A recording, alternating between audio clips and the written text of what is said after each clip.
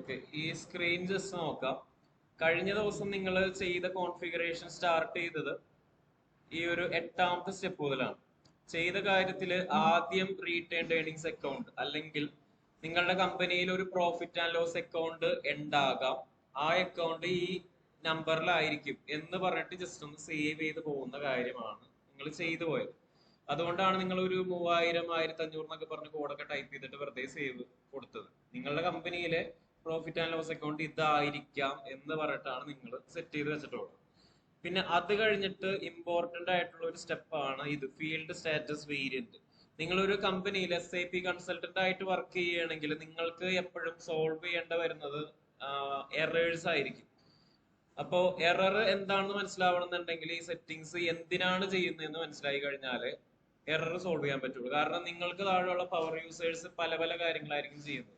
അപ്പോ അവര് എന്ത് ആക്ടിവിറ്റി ആണ് ചെയ്തത്, പിന്നെ ഓരോ എററിനും ഒരു എറർ കോഡ് ഉണ്ടാവും. ആ എറർ കോഡ് വെച്ചിട്ടായിരിക്കും നമ്മൾ എന്താണ് പ്രശ്നം എന്ന് മനസ്സിലാകുന്നത്. പക്ഷെ അതൊക്കെ മനസ്സിലാവണമെന്നുണ്ടെങ്കിൽ സെറ്റിങ്സ് എന്തിനു വേണ്ടി ചെയ്യുന്നു എന്ന് മനസ്സിലാക്കിയിട്ട് ചെയ്യാം. അതിൽ ഇമ്പോർട്ടന്റ് ആയിട്ടുള്ള ഒന്നാണ് ഫീൽഡ് സ്റ്റാറ്റസ് വേരിയന്റ് എന്ന് പറയുന്നത്. OBC4 എന്നുള്ള ടി കോഡിലാണ് അത് ചെയ്തത്. ഇനി നിങ്ങൾ ചെയ്ത സമയത്ത് ആ സ്റ്റെപ്പ്, ആ സ്ക്രീൻഷോട്ട് ഫോളോ ചെയ്തിട്ടുണ്ടെങ്കിൽ നിങ്ങൾക്ക് ആ പറഞ്ഞ കോൺഫിഗറേഷൻ എളുപ്പത്തിൽ തന്നെ കംപ്ലീറ്റ് ചെയ്യാനായിട്ട് പറ്റും.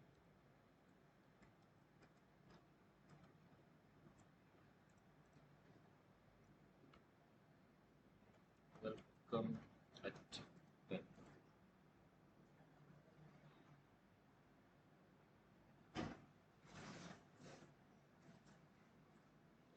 ഇനി ഈ ഫീൽഡ് സ്റ്റാറ്റസ് വേരിയന്റ് നിങ്ങൾ കഴിഞ്ഞ ദിവസം ചെയ്തത് OBC4 എന്നുള്ള ടി കോഡിലാണ്.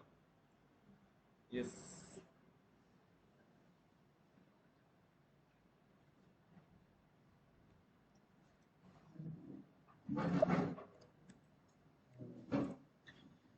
ഈ OBC4 നിങ്ങൾ ചെയ്തത് 1000 എന്ന് പറഞ്ഞ ഒരു കമ്പനിയുടെ ഡാറ്റ കോപ്പി ചെയ്തിട്ട്, അല്ലെങ്കിൽ 1000 എന്ന് പറഞ്ഞ ഒരു കോഡിലെ ഡാറ്റ കോപ്പി ചെയ്തിട്ട് നിങ്ങളുടെ ഒരു കോഡിലേക്ക് എടുത്തു വെച്ചു. അതാണ് നിങ്ങൾ ചെയ്തു വെച്ചിട്ടുള്ള കാര്യം. ഇനി ഈ ഒരു സെറ്റിങ്ങിൽ ചെയ്യുന്ന കാര്യം എന്താന്ന് വെച്ചിട്ടുണ്ടെങ്കിൽ, അല്ലെങ്കിൽ നിങ്ങൾ കോപ്പി ചെയ്തെടുത്ത സെറ്റിങ്സിന്റെ അകത്ത് എന്താണെന്ന് ആരെങ്കിലും ഒന്നെടുത്ത് നോക്കിക്കഴിഞ്ഞാൽ, അങ്ങനെ ഒരു ഫീൽഡ് സ്റ്റാറ്റസിന്റെ സെറ്റിങ്സ് കാണാനായിട്ടാണ് ഇതിൽ റോ സെലക്ട് ചെയ്യുക. ഇവിടെ ഫീൽഡ് സ്റ്റാറ്റസ് ഗ്രൂപ്പ് എന്നുള്ള കാര്യം കാണാൻ പറ്റും. ഇങ്ങനെ പല G001 003 എന്നൊക്കെ പറഞ്ഞ കുറെ സബ് ഡിവിഷൻ കാണാം. ഇതൊക്കെ ശരിക്കും പറഞ്ഞിട്ടുണ്ടെങ്കിൽ മനസ്സിലാവണമെന്നുണ്ടെങ്കിൽ വർക്ക് എക്സ്പീരിയൻസ് ഉണ്ട്, പിന്നെ കുറെ എററൊക്കെ കണ്ടു കഴിഞ്ഞിട്ടുണ്ടെങ്കിൽ നിങ്ങൾക്ക് മനസ്സിലാവും. പക്ഷെ ഇപ്പൊ തൽക്കാലം നിങ്ങൾ ഇതിൽ നിന്ന് മനസ്സിലാക്കേണ്ട ഒരു കാര്യം എന്താന്ന് വെച്ചിട്ടുണ്ടെങ്കിൽ, ഇതിന്റെ അകത്ത് വീണ്ടും കുറെ സബ് ഡിവിഷൻ ഉണ്ട്. അതിന്റെ അകത്ത് ഇങ്ങനെ ഓരോ ഡിസ്ക്രിപ്ഷൻ കാണാം. ഈ ഡിസ്ക്രിപ്ഷനുകൾ നമ്മൾ ഓരോ സ്ക്രീനിലും കാണുന്ന വാക്കുകളായിരിക്കും. അതെങ്ങനെയാണെന്ന് വെച്ചിട്ടുണ്ടെങ്കിൽ, അതിനാണ് കഴിഞ്ഞ ദിവസം വേറൊരു ടി കോഡ് ഞാൻ എടുത്ത് കാണിച്ചു തന്നത്. അതായത് ഇവിടെ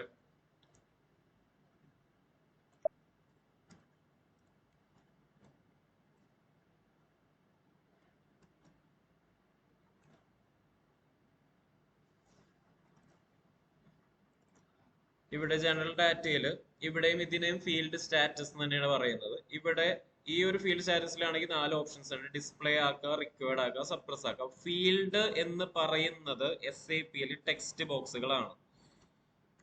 ഇപ്പോ നമ്മളൊരു ഡോക്യുമെന്റ് ചെയ്യുന്ന സമയത്ത് അതിന്റെ അകത്ത് നമുക്ക് കാണാൻ പറ്റുന്നത് പല ടെക്സ്റ്റ് ബോക്സുകൾ അല്ലെങ്കിൽ ഫീൽഡുകളായിരിക്കും. ഈ ഫീൽഡുകളുടെ സ്റ്റാറ്റസ് തീരുമാനിക്കുന്ന SAPയുടെ സെറ്റിംഗ് ആണ് ഫീൽഡ് സ്റ്റാറ്റസ് വേരിയന്റ്. അതായത് നിങ്ങൾ ഈ ഒരു ഫീൽഡ് സ്റ്റാറ്റസിൽ ഏതെങ്കിലും ഒരു ഓപ്ഷൻ റിക്വയർഡ് ആക്കിയിട്ടുണ്ടെങ്കിൽ നിങ്ങൾക്ക് താഴെ വർക്ക് ചെയ്യുന്ന ആള് ആ ഒരു ടെക്സ്റ്റ് ബോക്സ് മസ്റ്റ് ആയിട്ടും ഫില്ല് ചെയ്യേണ്ടി വരും. ഇനി ഓപ്ഷണൽ ആക്കിയിട്ടുണ്ടെങ്കിൽ ആ ഒരു ടെക്സ്റ്റ് ബോക്സ് വേണമെങ്കിൽ അയാൾക്ക് ഫില്ല് ചെയ്യുക, അല്ലെങ്കിൽ ഫില്ല് ചെയ്യാതിരിക്കുക. കാരണം നിങ്ങൾ ഒരു കൺസൾട്ടന്റ് ആണ്, നിങ്ങൾക്ക് താഴെ കുറെ സ്റ്റാഫുകൾ ഉണ്ട് എന്നുള്ള രീതിയിൽ വേണം നിങ്ങൾ ഈ SAP യൂസ് ചെയ്യാനായിട്ട്. അപ്പൊ നിങ്ങൾക്ക് തീരുമാനിക്കുക നിങ്ങൾക്ക് താഴെയുള്ള സ്റ്റാഫുകൾ ഏതൊക്കെ ടെക്സ്റ്റ് ബോക്സ് ഫില്ല് ചെയ്യണം, ഏതൊക്കെ ടെക്സ്റ്റ് ബോക്സ് ഫില്ല് ചെയ്യണ്ട എന്നുള്ള കാര്യം നിങ്ങൾക്ക് തന്നെ തീരുമാനിക്കാം. അതിനാണ് ഫീൽഡ് സ്റ്റാറ്റസ് വേരിയന്റ് എന്ന് പറയുന്നത്. ഇതാണ് അതിന്റെ പുറകിലുള്ള ലോജിക്ക്. ആ സെറ്റിംഗ് ആണ് നിങ്ങൾ കഴിഞ്ഞ ദിവസം കോപ്പി ചെയ്തിട്ട് എടുത്തിട്ടുണ്ടായിരുന്നു. പിന്നെ അത് ചെയ്ത് കഴിഞ്ഞിട്ട് നിങ്ങൾ ചെയ്തത് ഈ ഫീൽഡ് സ്റ്റാറ്റസ് വേരിയന്റ് നിങ്ങളുടെ കമ്പനി കോഡിലേക്ക് ലിങ്ക് ചെയ്ത് കൊടുത്തു. ഇനി എപ്പോഴും മനസ്സിലാക്കേണ്ട മറ്റൊരു പ്രധാനപ്പെട്ട കാര്യം, കമ്പനി കോഡും ഫീൽഡ് സ്റ്റാറ്റസ് വേരിയന്റ് കോഡ് അതെല്ലാം പല പല സാധനങ്ങളാണ്. സെയിം കോഡ് തന്നെ വേണമെങ്കിൽ നിങ്ങൾക്ക് വെക്കാം, അത് എളുപ്പത്തിന് വേണ്ടി. ഇനി ഞാൻ ചെയ്യുമ്പോഴും അതേപോലെ തന്നെയായിരുന്നു ചെയ്തിട്ടുണ്ടായിരുന്നത്. അതായത് ഇവിടെ എന്റെ DDRC എന്ന് പറഞ്ഞ കമ്പനിയുടെ ഡാറ്റാബേസിൽ DDLB എന്ന് പറഞ്ഞ കോഡ് ഉണ്ട്. ഇവിടെ മെയിൻ കമ്പനിയുടെ കോഡ് DDLB, ഫീൽഡ് സ്റ്റാറ്റസ് വേരിയന്റിന്റെ കോഡും DDLB തന്നെയാണ്. പക്ഷേ ഇങ്ങനെ എഴുതിയെന്ന് വെച്ച് main company equal to field status variant എന്ന് ചിന്തിക്കാൻ പാടില്ല. അതായത് രണ്ടും രണ്ട് കാര്യങ്ങളാണ്. അതായത് ഇപ്പൊ ഞാൻ അയച്ച സ്ക്രീൻഷോട്ടിൽ എന്റെ മെയിൻ കമ്പനിയുടെ കോഡാണ് കാണുന്നതെങ്കിലും അതെന്റെ മെയിൻ കമ്പനിയുടെ കോഡല്ല, അതെന്റെ ഫീൽഡ് സ്റ്റാറ്റസ് വേരിയന്റിന്റെ കോഡാണ്. അപ്പോൾ നിങ്ങൾ അയക്കുന്ന സ്ക്രീൻഷോട്ടും കൂടി ഒന്ന് മര്യാദക്ക് വായിച്ചും കൂടി നോക്കാം. ഇപ്പൊ കഴിഞ്ഞ ദിവസം 30 മെയിലല്ല അയച്ചത്.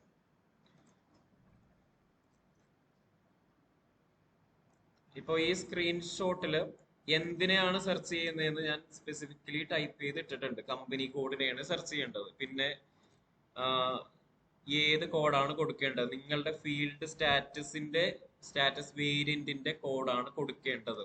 അതായത് ഇപ്പോ ഇവിടെ സ്ക്രീനിൽ നോക്കി കഴിയുമ്പോൾ കമ്പനി കോഡ് എന്നുള്ള സ്പേസിലും DDLB കാണുന്നുണ്ട്, ഫീൽഡ് സ്റ്റാറ്റസ് വേരിയന്റ് എന്ന് പറഞ്ഞ സ്പേസിലും DDLB എന്ന് പറഞ്ഞ സെയിം കോഡ് തന്നെയാണ് കാണുന്നത്. പക്ഷെ രണ്ടും സെയിം അല്ല. ഒരെണ്ണം കമ്പനി കോഡും നെക്സ്റ്റ് വേരിയന്റ് കോഡും ആണ്. നിങ്ങൾ കൊടുക്കുന്ന കോഡ് രണ്ടും ഡിഫറെന്റ് ആണെങ്കിൽ ഫീൽഡ് സ്റ്റാറ്റസ് വേരിയന്റിന് ഡിഫറെന്റ് ആയിട്ടുള്ള കോഡാണ് അവിടെ കൊടുക്കേണ്ടത്. കോഡ് കൊടുക്കുന്നത് നിങ്ങൾക്ക് തീരുമാനിക്കാം. ഞാൻ എല്ലാത്തിനും സെയിം കോഡാണ് കൊടുക്കുന്നത്. എനിക്കതാണ് സിമ്പിൾ ആയിട്ട് തോന്നിയിട്ടുള്ളത്. നിങ്ങൾക്ക് ഡിഫറെന്റ് കോഡ് കൊടുക്കുന്നതാണ് എളുപ്പം. ഓർത്ത് വെക്കാനും കൺഫ്യൂഷൻ ഒഴിവാക്കാനും ഡിഫറെന്റ് കോഡ് കൊടുക്കുന്നതായിരിക്കും ചിലപ്പോൾ എളുപ്പം. അപ്പൊ നിങ്ങൾക്ക് മനസ്സിലാവുന്ന രീതിയിൽ നിങ്ങളുടെ കോഡിനെ ഡിസൈൻ ചെയ്യാം. കോഡുകൾ ഡിസൈൻ ചെയ്യുന്നത് നിങ്ങൾ തന്നെയാണ്. ഓക്കെ, അപ്പോ ഈ സ്ക്രീൻഷോട്ടിന്റെ ഫുള്ള് വായിക്കുക. ഇനി വേറൊരു കാര്യമുള്ളത്, ഇനി മുതൽ നിങ്ങൾക്ക് അയക്കുന്ന സ്ക്രീൻഷോട്ട് ഫോണിൽ എടുക്കണ്ട. അതായത് ഫോണിൽ എടുക്കാതെ സിസ്റ്റത്തിൽ എടുത്ത് നോക്കാം. അതാണ് കുറച്ചും കൂടി നല്ലത്. കാരണം എന്താ വെച്ചാൽ അപ്പോൾ വലിയ സ്ക്രീനിൽ കാണാം, ഈ പറഞ്ഞ കാര്യങ്ങൾ നിങ്ങൾക്ക് പ്രോപ്പറായിട്ട് കാണാൻ പറ്റും.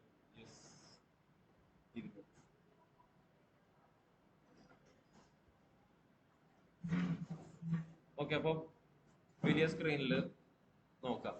വാട്സാപ്പ് വെബോ മെയിലോ കണക്ട് ചെയ്തിട്ട് ആ സ്ക്രീൻഷോട്ട് എടുക്കുക. അത്ര വലിയ ബുദ്ധിമുട്ടൊന്നുമില്ല. അതായത് നിങ്ങൾ ഇപ്പോഴേ ശീലിച്ചു കഴിഞ്ഞിട്ടുണ്ടെങ്കിൽ നിങ്ങളൊരു കമ്പനിയിൽ വർക്കിന് പോകുമ്പോൾ കുറച്ചും കൂടി എളുപ്പമായിരിക്കും ഈ കാര്യങ്ങൾ.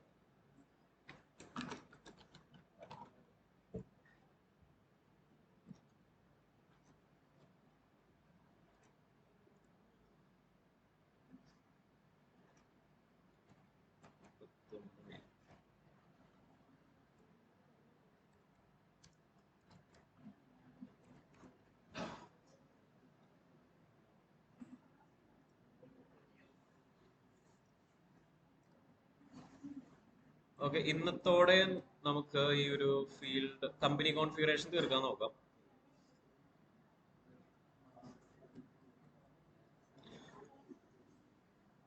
OTC for fiscal year posting period variant. Okay, ഇനി സ്ക്രീനിലേക്ക് ഓക്കെ. ഫീൽഡ് സ്റ്റാറ്റസ് വേരിയന്റ് കഴിഞ്ഞിട്ട് നെക്സ്റ്റ് നിങ്ങൾ ചെയ്തത് ഫിസിക്കൽ ഇയർ വേരിയന്റ് ഡെഫിനിഷൻ എന്നുള്ള കോൺഫിഗറേഷൻ ആണ്. ഇനി ഫിസിക്കൽ ഇയർ വേരിയന്റ് ചെയ്യുമ്പോഴും നിങ്ങൾക്ക് ഉണ്ടായിരുന്ന ഒരു പ്രശ്നം, ടൈപ്പ് ചെയ്യുന്നതിനിടയ്ക്ക് സ്ക്രീൻ ടൈം ഔട്ട് ആവുന്നുണ്ടായിരുന്നു. അപ്പൊ അതിനുള്ള സൊല്യൂഷൻ എന്നുള്ള രീതിയിലാണ് ഞാൻ നിങ്ങൾക്ക് അതൊരു എക്സൽ ആക്കി തന്നത്. അപ്പൊ എക്സലിന്റെ ട്രെയിനിങ് അപ്പോഴാണ് നിങ്ങളപ്പോ അതിൽ നിന്ന് മനസ്സിലാക്കേണ്ടത്, ഒരേ സമയം നിങ്ങൾക്ക് കുറെ സോഫ്റ്റ്വെയറുകൾ ഉപയോഗിക്കാൻ അറിയാമെങ്കിൽ നിങ്ങളുടെ വർക്ക് കുറെ കൂടി എളുപ്പം ആയി തീരും. അതായത് ഇപ്പൊ കഴിഞ്ഞ ദിവസം ഞാൻ എക്സൽ അയച്ചു തന്നപ്പോ അതിലെല്ലാ സംഭവങ്ങളും ഉണ്ടായിരുന്നു. അതായത് ഒറ്റ എക്സൽ ഫയലാണ് ഞാൻ അയച്ചു തന്നിട്ടുണ്ടായിരുന്നത്. അതിന്റെ പല പല ഷീറ്റുകളായിട്ട് ഡാറ്റാസ് കിടപ്പുണ്ടായിരുന്നു.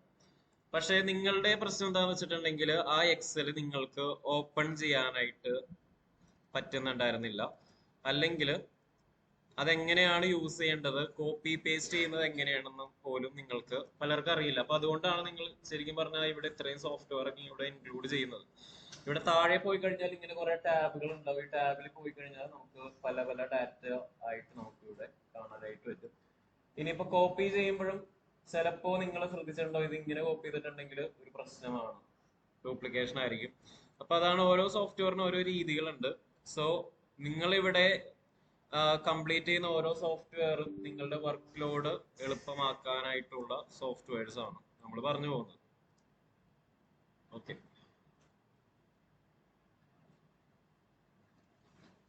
അപ്പോൾ ഇവിടെ ഫിസിക്കൽ ഇയർ വേരിയന്റിൽ നമ്മൾ ചെയ്ത കാര്യം എന്താണെന്ന് വെച്ചാൽ, നമ്മുടെ കമ്പനിയിൽ എത്ര മാസങ്ങളുണ്ട്, ഓരോ മാസത്തിലും എത്ര തീയതികളുണ്ട്, പിന്നെ അതിൽ ഏതൊക്കെ മാസമാണ് മുൻ വർഷത്തിലേക്ക് നമ്മൾ ആഡ് ബാക്ക് ചെയ്യുന്നത്, അത്രയും കാര്യങ്ങളാണ് നമ്മൾ ഫിസിക്കൽ ഇയർ വേരിയന്റ് എന്ന് പറഞ്ഞ കോൺഫിഗറേഷനിൽ ചെയ്തിട്ടുണ്ടായിരുന്നത്.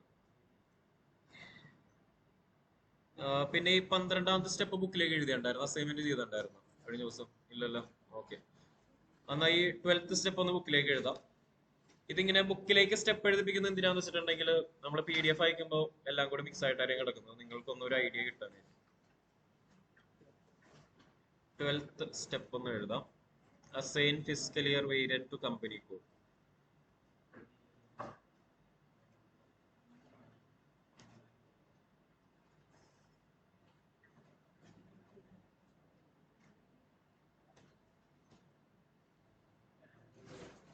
വേറൊരു കാര്യമുള്ളത്, നിങ്ങളുടെ ഇപ്പോഴത്തെ ടൈമിങ് 8 ആ സമയത്തിന് തന്നെ എത്താം. 10 മിനിറ്റ് ആണ് ഗ്രീസ് ഉള്ളത്. അപ്പൊ അതൊന്ന് ശ്രദ്ധിക്കുക. ഇനി മുതൽ, അതായത് ഇപ്പൊ നെക്സ്റ്റ് വീക്ക് മുതൽ 1-2 ദിവസമൊക്കെ നമുക്ക് പിന്നെയും പറഞ്ഞു നിൽക്കാം. പിന്നെ ഗ്രൂപ്പിൽ മെസ്സേജ് ഇടാം, ലേറ്റ് ആവുകയാണെങ്കിലും ലീവ് ആണെങ്കിലും ഗ്രൂപ്പിൽ മെസ്സേജ് ഇടാം. പേഴ്സണലി മെസ്സേജ് അയക്കുന്നതിനേക്കാളും നല്ല ഗ്രൂപ്പിൽ മെസ്സേജ് ഇടാം.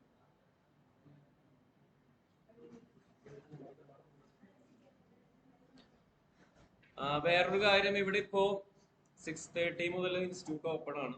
അപ്പോ 6:30 അത്ര തിരക്കില്ല, ലാബ് ഫ്രീ ആയിരിക്കും കുറച്ച് നാളത്തേക്ക്. അപ്പൊ നിങ്ങൾക്ക് എന്തെങ്കിലും SAP ചെയ്യണം, സിസ്റ്റം യൂസ് ചെയ്യണം എന്നൊക്കെ ഉണ്ടെങ്കിൽ ആ ടൈമിൽ വന്നു കഴിഞ്ഞാലും ചെയ്യാം. അതായത് ഇപ്പൊ 9:30 പോകണം എന്നൊക്കെ ഉണ്ടെങ്കിൽ, പക്ഷെ ഷിബുവിനൊക്കെ 9:30 പോകണം എന്നുണ്ടെങ്കിൽ രാവിലെ വന്നു കഴിഞ്ഞാൽ ചെയ്യാം. ചെയ്യാം.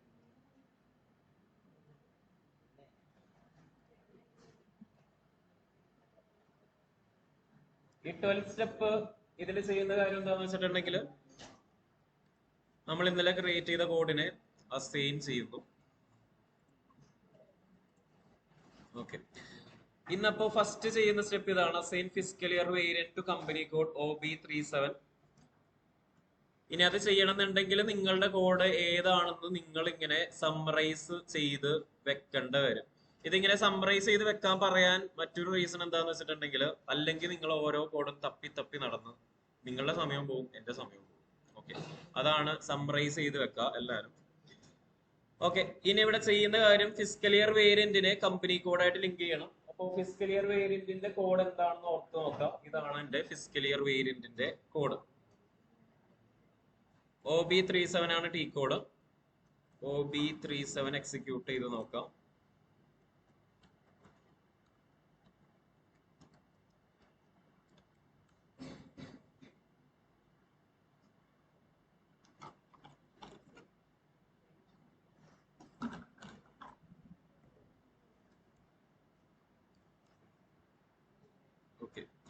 ഇതാണ് OB37 വിൻഡോ. ഇനി ഈ സ്ക്രീനിൽ നിങ്ങൾ ശ്രദ്ധിക്കേണ്ട കാര്യം, മിക്ക സ്ക്രീനിലും ഇടത്തെ സൈഡിൽ ഒരു കോളം കിടപ്പുണ്ടാവും. ഇവിടെ കമ്പനി കോഡ് എന്നുള്ള കോളമാണ് ഇടത്തെ സൈഡിൽ കിടക്കുന്നത്. ഫിസിക്കൽ ഇയർ വേരിയന്റ് എന്ന് പറയുന്നത് റൈറ്റ് സൈഡിലാണ് കിടക്കുന്നത്. ഇനി ഇങ്ങനെയുള്ള വിൻഡോയിലൊക്കെ സെർച്ച് ചെയ്തെടുക്കാനായിട്ടാണ് താഴെ പൊസിഷൻ എന്നുള്ള ബട്ടൺ കിടക്കുന്നത്. അപ്പൊ നമുക്കിവിടെ നമ്മുടെ കമ്പനി കോഡിലേക്ക് നമ്മുടെ ഫിസിക്കൽ ഇയർ വേരിയന്റിനെ അസൈൻ ചെയ്യണം. അതിനായിട്ടാണ് നമ്മൾ ഇവിടെ വന്നിട്ടുള്ളത്. സോ OB37 എക്സിക്യൂട്ട് ചെയ്തിട്ടുണ്ടെങ്കിൽ ഈ ഒരു വിൻഡോയിലേക്ക് വരും. ഇവിടെ നിങ്ങൾ ചെയ്യേണ്ട കാര്യം, പൊസിഷൻ ക്ലിക്ക് ചെയ്യാം and search for your company code. ഇനി നിങ്ങളുടെ കമ്പനി കോഡ് ഏതാണ് എന്ന് ഇപ്പോഴും കൺഫ്യൂഷൻ ഉള്ളവർക്ക്, DDRC എറണാകുളം ഇതാണ് നിങ്ങളുടെ കമ്പനി കോഡ്. DDRC അഖിലസ് എന്നുള്ള പേര് വെച്ചിട്ടാണ് നിങ്ങളോട് മെയിൻ കമ്പനി ക്രിയേറ്റ് ചെയ്യാൻ പറഞ്ഞത്. അപ്പോൾ നിങ്ങളുടെ മെയിൻ കമ്പനി DDRC അഖിലസ് എന്ന് പറയുന്നത് ആ പേരിലാണ്. അതായത് മെയിൻ കമ്പനിയും കമ്പനി കോഡും ഒരിക്കലും ഒന്നല്ല, രണ്ടും രണ്ട് കാര്യങ്ങളാണ്. മെയിൻ കമ്പനി DDRC അഖിലസും കമ്പനി കോഡ് DDRC എറണാകുളം. അപ്പൊ അതിന്റെ കോഡാണ് ഇവിടെ ടൈപ്പ് ചെയ്ത് കൊടുക്കേണ്ടത്. ഓക്കെ, അപ്പോൾ നിങ്ങളുടെ മെയിൻ കമ്പനി കോഡ് ഒന്ന് സെർച്ച് ചെയ്യുക. ഇപ്പൊ എന്റെ കമ്പനി കോഡ് ഇതാണ് DDLB. സോ പൊസിഷൻ ക്ലിക്ക് ചെയ്തു, DDLB-നെ സെർച്ച് ചെയ്ത് കണ്ടുപിടിച്ചു. അപ്പൊ ഇതിന് നേർക്ക് ഇങ്ങനെ അനാഥമായിട്ട് കിടക്കുകയാണ്. അപ്പോ ഞാനിങ്ങനെ സെർച്ച് ചെയ്ത് നോക്കിയപ്പോ വേറെ കുറെ പേരുടെ നിങ്ങളുടെയൊക്കെ കമ്പനീസ് തന്നെ ആയിരിക്കും, DDRC, അഖിലസ്, കോഴിക്കോട്, എറണാകുളം, അങ്ങനെ പല പല കമ്പനി കാണും. അപ്പോൾ നിങ്ങൾക്കൊക്കെ നേർക്ക് ഇവിടെ ഫിസിക്കൽ ഇയർ വേരിയന്റ് ഇല്ല. കാരണം എന്താണെന്ന് വെച്ചാൽ നിങ്ങൾ ആരും അസൈൻമെന്റ് ചെയ്തിട്ടില്ല. അതുകൊണ്ടാണ് ഇതിങ്ങനെ ബ്ലാങ്ക് ആയിട്ട് കിടക്കുന്നത്. ഇപ്പൊ വേണമെങ്കിൽ ഒരു കൺസൾട്ടന്റിന് തന്നെ എല്ലാ കമ്പനീസിന്റെയും കോഡുകൾ ചെയ്യാം. പക്ഷെ ഇപ്പൊ നിങ്ങളുടെ എല്ലാവരുടെയും കൺസൾട്ടന്റ് നിങ്ങൾ തന്നെയാണ്. അപ്പൊ അതുകൊണ്ട് ഞാൻ ചെയ്യുന്നില്ല. ഒരു കമ്പനിയിലൊക്കെ ആണെങ്കിൽ ചിലപ്പോൾ ഈ ടാസ്ക് പല കമ്പനി കോഡ്സിന്റെ ഒരാളായിരിക്കും ഹാൻഡിൽ ചെയ്യുന്നത്. അയാൾക്ക് വേണമെങ്കിൽ എല്ലാ കാര്യങ്ങളും കൂടി ചെയ്തു പോവാം. അപ്പൊ ഇവിടെ ഈ ഒരു DDLB എന്ന് പറഞ്ഞ കമ്പനിക്ക് മാത്രമാണ് ഞാൻ റെസ്പോൺസിബിൾ. DDRC എറണാകുളത്തിന് മാത്രമാണ് ഞാൻ റെസ്പോൺസിബിൾ ആയിട്ടുള്ളത്. സോ എന്റെ ഫിസിക്കൽ ഇയർ വേരിയന്റിന്റെ കോഡ് #1 ആണ്. ജസ്റ്റ് അവിടെ #1 എന്നുള്ള കോഡ് കൊടുത്തു, സേവ് ചെയ്യുന്നു.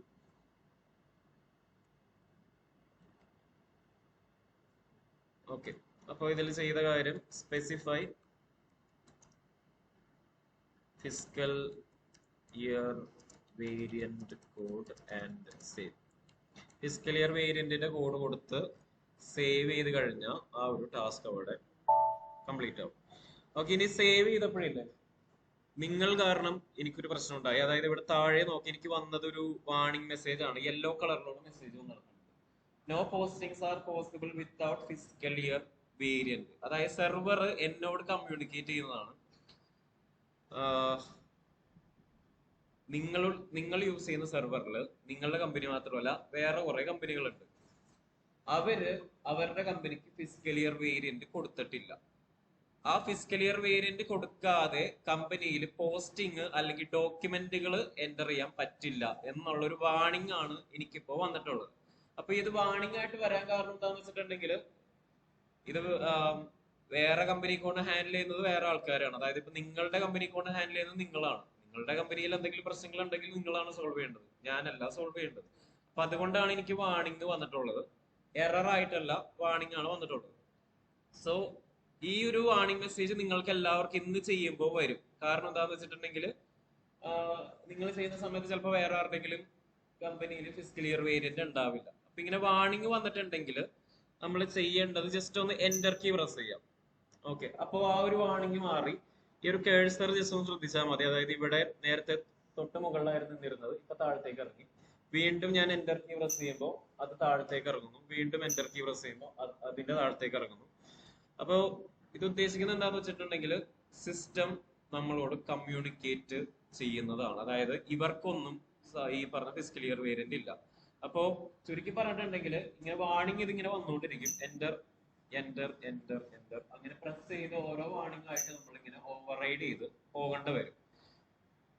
ഇതിങ്ങനെ എന്റർ കീ പ്രസ് ചെയ്ത് പ്രസ് ചെയ്ത് പ്രസ് ചെയ്ത്, അതായത് കുറെ നേരം ഇങ്ങനെ ഇട്ട് എന്റർ കീ പ്രസ് ചെയ്യരുത്.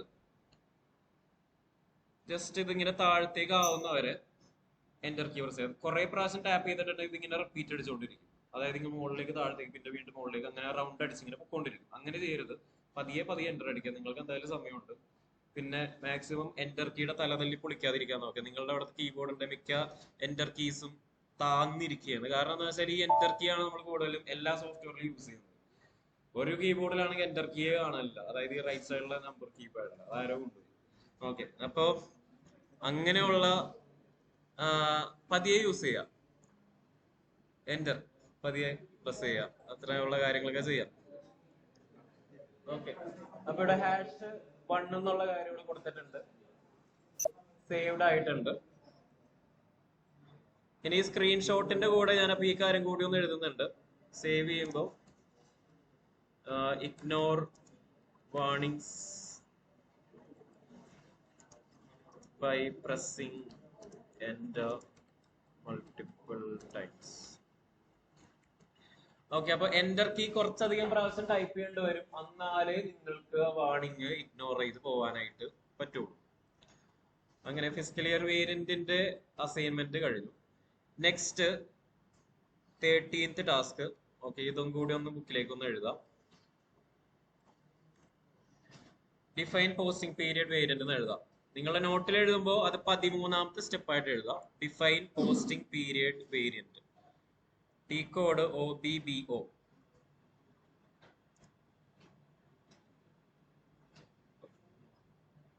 ഡിഫൈൻ പോസ്റ്റിംഗ് പീരിയഡ് വേരിയന്റ് 13ാമത്തെ സ്റ്റെപ്പ്. OBBO ഉണ്ട് ടി കോഡ്.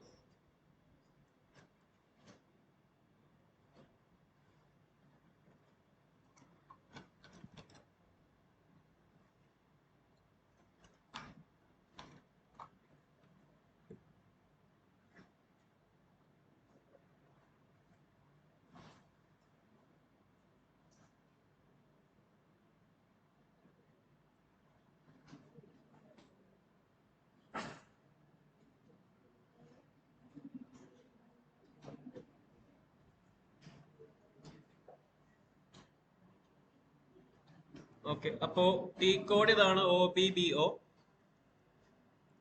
ജസ്റ്റ് ഒന്ന് OBBO എക്സിക്യൂട്ട് ചെയ്ത് നോക്കാം. /n.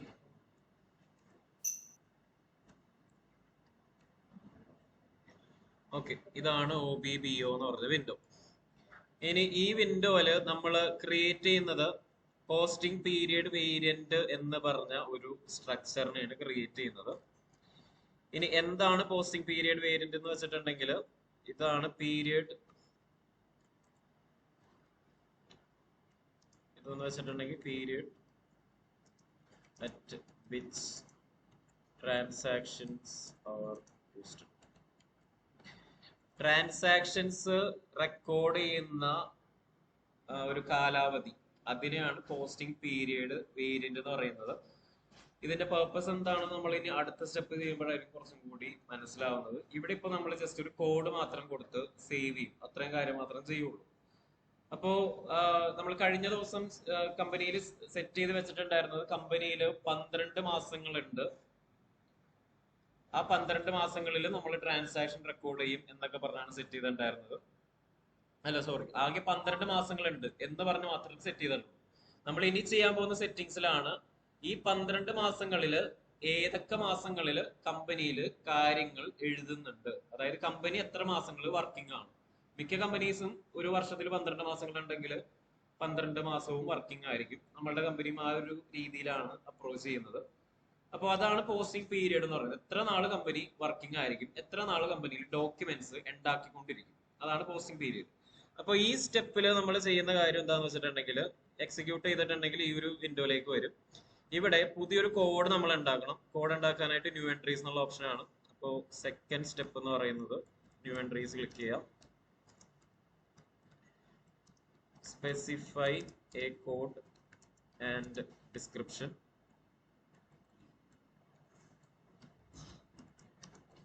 And save. ഓക്കെ, ഒരു കോഡും ഡിസ്ക്രിപ്ഷനും കൊടുക്കുക. അത് കഴിഞ്ഞിട്ട് സേവ് ചെയ്യുക. ഇത്രയും കാര്യമുള്ള ഈ ഒരു പോസ്റ്റിംഗ് പീരിയഡ് ചെയ്യുമ്പോൾ, അതായത് ഇവിടെ എത്തി നിൽക്കുമ്പോൾ ന്യൂ എൻട്രീസ് കൊടുക്കുക. ന്യൂ എൻട്രീസ് കൊടുക്കുമ്പോൾ ഇവിടെ വേരിയന്റ് എന്ന് പറയുന്ന ഫസ്റ്റ് ഫീൽഡ് ഉണ്ട്, നെയിം എന്നുള്ള സെക്കൻഡ് ഫീൽഡ് കിടപ്പുണ്ട്. വേരിയന്റിൽ നിങ്ങൾക്ക് ഇഷ്ടമുള്ള കോഡ് കൊടുക്കാം. സെയിം കോഡ് തന്നെ വേണമെങ്കിൽ കൊടുക്കാം, അല്ലെങ്കിൽ ഡിഫറെന്റ് കോഡ് വേണമെങ്കിൽ കൊടുക്കാം. അതായത് ഈ SAPയിൽ കോഡ് കൊടുക്കുന്നത് നിങ്ങൾക്കൊരു കുട്ടി ഉണ്ടായി കഴിഞ്ഞിട്ടുണ്ടെങ്കിൽ, അല്ലെങ്കിൽ വീട്ടിലൊരു പട്ടി ഉണ്ടായി കഴിഞ്ഞിട്ടുണ്ടെങ്കിൽ പട്ടിക്കും കുട്ടിക്കും ഇടുന്ന ഒരു പേര് പോലെ നിങ്ങൾ ചിന്തിച്ചാൽ മതി. വേണമെങ്കിൽ എല്ലാവർക്കും ഒരേ പേര് തന്നെ വിളിക്കാം. അതായത് ഇപ്പൊ ഒരു പൂച്ചയാണെങ്കിൽ പൂച്ച എന്ന് ജനറൽ ആയിട്ട് വീട്ടിലുള്ള എല്ലാ പൂച്ചകളെയും വിളിക്കാം.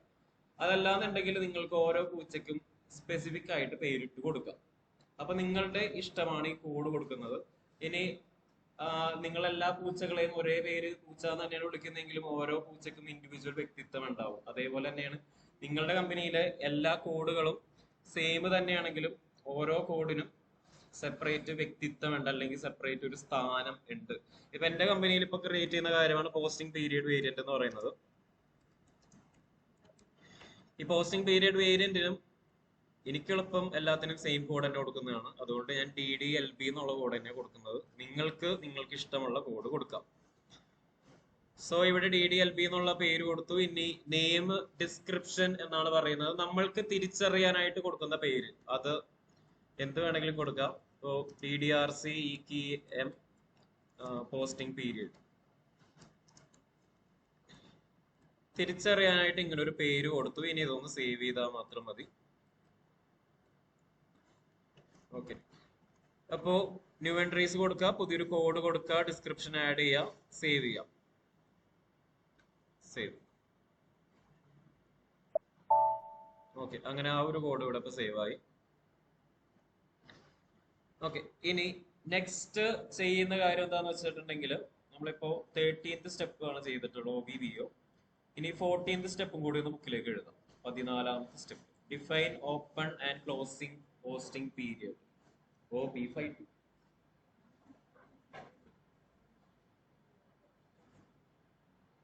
Define open and closing posting period. T code OB52 എന്നാണ് കേട്ടോ, OB52.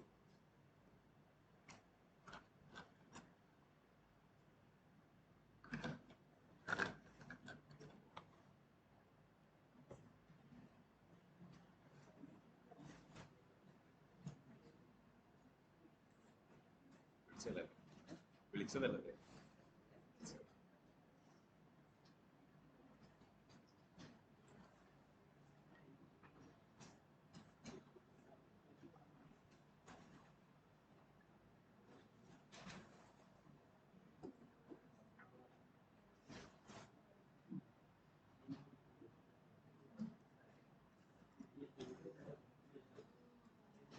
ഓക്കെ, ഇനി സ്ക്രീൻ ജസ്റ്റ് നോക്കിയേ. അതായത് ഇവിടെ പോസ്റ്റിംഗ് പീരിയഡ് തൊട്ട് മുമ്പ് ക്രിയേറ്റ് ചെയ്തു. ഇനിയിപ്പോ ക്രിയേറ്റ് ചെയ്യാൻ പോകുന്നത് അതിൽ എന്ന് സ്റ്റാർട്ട് ചെയ്യും എന്ന് അവസാനിക്കും അതാണ് ഇവിടെ സെറ്റ് ചെയ്യുന്നത്. ഓക്കെ, ജസ്റ്റ് അതൊന്നും കൂടി എടുത്ത് എഴുതാം. Define open and closing posting period. Okay, ഇത് ഉദ്ദേശിക്കുന്നത് when the period will start and when it will end. നമ്മുടെ പോസ്റ്റിംഗ് പീരീഡ്, ഡോക്യുമെന്റ് എഴുതുന്ന കാലാവധി എന്ന് തുടങ്ങും എന്ന് അവസാനിക്കും എന്ന് ചെയ്യുന്ന കോൺഫിഗറേഷൻ ആണ് ഈ OB52 എന്ന് പറയുന്നത്. ഇനി OB52 എക്സിക്യൂട്ട് ചെയ്ത് കഴിഞ്ഞിട്ടുണ്ടെങ്കിൽ വരുന്ന വിൻഡോ നമുക്ക് നോക്കാം. /OB52. ഓക്കെ, 52B വന്നില്ല. OB52. ഓക്കെ, ഇതാണ് OB52 എന്ന് കാണുന്നത്. ഇനിയിപ്പോ ഇവിടെ മിക്ക ആൾക്കാരും, നിങ്ങൾക്ക് മുമ്പ് ഈ സെർവർ യൂസ് ചെയ്ത ആൾക്കാര്, അവരുടെ പോസ്റ്റിംഗ് പീരിയഡ് ക്രിയേറ്റ് ചെയ്ത് കാണാൻ പറ്റും. അപ്പൊ ഇവിടെ 1/12 എന്ന് പറയുന്ന നമ്പർ കാണാൻ പറ്റും. ഈ 1/12 നിങ്ങൾ ഇന്നലെ ചിലപ്പോൾ കണ്ടിട്ടുണ്ടാവും. 1 എന്ന് പറയുന്ന ആദ്യത്തെ മാസം, 12 എന്ന് പറയുന്ന അവസാനത്തെ മാസം. ഓക്കെ, അപ്പോ മിക്ക ആൾക്കാരും അങ്ങനെയാണ് സെറ്റ് ചെയ്യുന്നത്. നമ്മളും അതേപോലെയുള്ള ഒരു കോൺഫിഗറേഷൻ ആയിരിക്കും ചെയ്യുന്നത്. ഓക്കെ, അപ്പൊ ഇതാണ് OB52ന്റെ വിൻഡോ.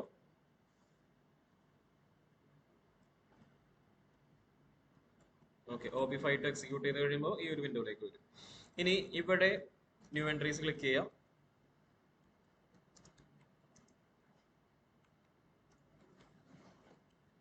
ഓക്കെ, അതായത് ഇവിടെ ന്യൂ എൻട്രീസ് ക്ലിക്ക് ചെയ്യാം. ഈ ന്യൂ എൻട്രീസ് ക്ലിക്ക് ചെയ്ത് കഴിഞ്ഞിട്ട് ഇവിടെ വേരിയന്റ് എന്ന് പറഞ്ഞൊരു കോഡ് കിടപ്പുണ്ട്.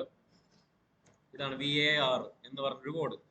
ഇനി ഇങ്ങനെയുള്ള കാര്യങ്ങളിലൊക്കെ കൺഫ്യൂഷൻ ഉണ്ടെങ്കിൽ സൈഡിലുള്ള ഈ ക്വസ്റ്റ്യൻ മാർക്ക് ക്ലിക്ക് ചെയ്ത് നോക്കുക. അപ്പൊ സിസ്റ്റം പറഞ്ഞു തരും എന്താണ് കൊടുക്കേണ്ടത്. ഓക്കെ, പോസ്റ്റിംഗ് പീരിയഡ് വേരിയന്റ് ആണ് അവിടെ കൊടുക്കേണ്ടത്. ഈ പോസ്റ്റിംഗ് പീരിയഡ് വേരിയന്റ് എന്ന് പറയുന്നത് തൊട്ട് മുമ്പ് ക്രിയേറ്റ് ചെയ്ത് കോഡായിട്ട് വെച്ചിട്ടുണ്ട്. ഇതാണ് എന്റെ പോസ്റ്റിംഗ് പീരിയഡ് വേരിയന്റ്. അപ്പോൾ ഇതൊന്ന് ഇവിടേക്ക് എഴുതി വെച്ചാൽ മതി. ഒന്നല്ലെങ്കിൽ നമുക്ക് സെർച്ച് ചെയ്തിട്ട് കണ്ടുപിടിക്കാം. ജസ്റ്റ് ഇവിടെ സെർച്ച് ചെയ്ത് കഴിയുമ്പോൾ കമ്പനിയിലുള്ള സെർവറിലുള്ള എല്ലാ പോസ്റ്റിംഗ് പീരിയഡും കാണാൻ പറ്റും. അവിടെ നിന്ന് സെർച്ച് ചെയ്ത് വേണമെങ്കിൽ കണ്ടുപിടിക്കാം. അല്ലെങ്കിൽ കോഡ് അറിയാമെങ്കിൽ കോഡ് ടൈപ്പ് ചെയ്ത് കൊടുത്താലും മതി. ഇവിടെ പോസ്റ്റിംഗ് പീരിയഡ് വേരിയന്റ് വന്നു. ഇനി നെക്സ്റ്റ് ഇവിടെ അക്കൗണ്ട് എന്ന് പറയുന്ന ഒരു ഫീൽഡാണ് നെക്സ്റ്റ് ഉള്ളത്. ഈ അക്കൗണ്ടില് പല ഓപ്ഷൻസ് ഉണ്ട്. കസ്റ്റമർ, അസറ്റ്, വെൻഡർ, മെറ്റീരിയൽ, അങ്ങനെ പല ഓപ്ഷൻസ് ഉണ്ട്. ഈ 12 മാസം കാലാവധി ഉണ്ടാവും. ഈ 12 മാസങ്ങളിൽ നിങ്ങൾ എന്ത് ടൈപ്പ് ട്രാൻസാക്ഷൻസ് ആയിരിക്കും ഈ ഒരു കമ്പനിയിൽ ചെയ്യുന്നത്? അസറ്റ് മാത്രമാണോ മേടിക്കുന്നത്? കസ്റ്റമറിന് സാധനങ്ങൾ വിൽക്കുന്ന കാര്യം മാത്രമാണോ ചെയ്യുന്നത്? വെൻഡേഴ്സിന് പർച്ചേസ് മാത്രമാണോ ചെയ്യുന്നത്? ആ രീതിയിലുള്ള ഓപ്ഷൻസ് ആണ് ഇവിടെ ഉള്ളത്. പക്ഷെ നമ്മുടെ കമ്പനിയിൽ നമ്മൾ എല്ലാ ടൈപ്പ് ട്രാൻസാക്ഷനും ചെയ്യും. അതായത് സാധനങ്ങൾ മേടിക്കും, സാധനങ്ങൾ വിൽക്കും, അസറ്റ് മേടിക്കും, അസറ്റ് വിൽക്കും, അങ്ങനെ എല്ലാ ടൈപ്പ് ട്രാൻസാക്ഷൻ ഇവിടെ ചെയ്യും. സോ അതുകൊണ്ട് ഈ 12 മാസത്തിലും എല്ലാ അക്കൗണ്ട്സും യൂസ് ചെയ്യുന്നത് കൊണ്ട് ഈ പ്ലസ് എന്ന് പറഞ്ഞ ഓപ്ഷനാണ് യൂസ് ചെയ്യുന്നത്. അതായത് പ്ലസ് എന്ന് വെച്ചിട്ടുണ്ടെങ്കിൽ valid for all account types. ഈ ഒരു പീരിയഡില് എല്ലാ അക്കൗണ്ടുകളും യൂസ് ചെയ്യും എന്നാണ് അതിനെ സൂചിപ്പിക്കുന്നത്. ഇനി ഇവിടെ ഇപ്പോ ഫ്രം അക്കൗണ്ട് ടു അക്കൗണ്ട് എന്നുള്ള ഒരു ഓപ്ഷൻ ഇവിടെ കിടപ്പുണ്ട്. നമ്മുടെ കമ്പനിയിൽ ഓൾറെഡി നമ്മൾ പറഞ്ഞിട്ടുണ്ട്, നമ്മൾ പല അക്കൗണ്ടുകളും ഉപയോഗിക്കുന്നുണ്ട്. സോ ഇപ്പൊ അസറ്റ് അക്കൗണ്ട് ഒക്കെ ആയിരുന്നെങ്കിൽ നമ്മൾ ഇങ്ങനെ 1 to 1000 എന്നൊക്കെ പറഞ്ഞ് ടൈപ്പ് ചെയ്ത് കൊടുക്കേണ്ടി വരും. അതായത് നമ്മൾ ഓൾറെഡി ഒരു ലിമിറ്റ് ഒക്കെ സെറ്റ് ചെയ്ത് വെച്ചിട്ടുണ്ടായിരുന്നു. അസറ്റ് ആണെങ്കിൽ ഈ നമ്പർ മുതൽ ഈ നമ്പർ വരെ ആയിരിക്കും എന്നൊക്കെ പറഞ്ഞ് സെറ്റ് ചെയ്ത് വെച്ചിട്ടുണ്ട്.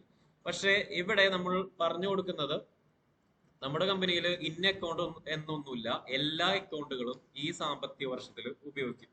അതുകൊണ്ട് ഫ്രം അക്കൗണ്ടും ടു അക്കൗണ്ടും എന്ന് പ്രത്യേകമായിട്ട് പറയാൻ പറ്റില്ല. അതുകൊണ്ട് അത് ബ്ലാങ്ക് ആയിട്ട് ലീവ് ചെയ്യാം. നെക്സ്റ്റ് ഉള്ള കാര്യമാണ് ഫ്രം പീരിയഡ്. എന്ന് മുതലാണ് നിങ്ങളുടെ സാമ്പത്തിക വർഷം സ്റ്റാർട്ട് ചെയ്യുന്നത്? 1ാമത്തെ മാസം മുതൽ 12ാമത്തെ മാസം വരെയാണ് ഒരു സാമ്പത്തിക വർഷം ഉള്ളത്. അപ്പൊ അതിൽ 1ാമത്തെ മാസം മുതലാണ് നമ്മൾ ട്രാൻസാക്ഷൻസ് എഴുതി തുടങ്ങുന്നത്. അതായത് എന്താ ഇത് വ്യത്യാസം വരുന്നത് എങ്ങനെയാന്ന് വെച്ചിട്ടുണ്ടെങ്കിൽ, ഇപ്പൊ നമ്മളുടെ നിലവില് റണ്ണിങ് ആയിട്ടുള്ള സാമ്പത്തിക വർഷം ഏപ്രിൽ മുതൽ മാർച്ച് വരെയാണ്. അതായത് ഏപ്രിൽ 2024 മുതൽ മാർച്ച് 2025 വരെയാണ് നിലവിലെ സാമ്പത്തിക വർഷം എന്ന് പറയുന്നത്. അപ്പോ ആ ഒരു അവസ്ഥയില് ഇപ്പോ ഇന്നത്തെ ഡേറ്റ് മാത്രം ഒന്ന് എടുത്ത് നോക്കി കഴിയുകയാണെങ്കിൽ,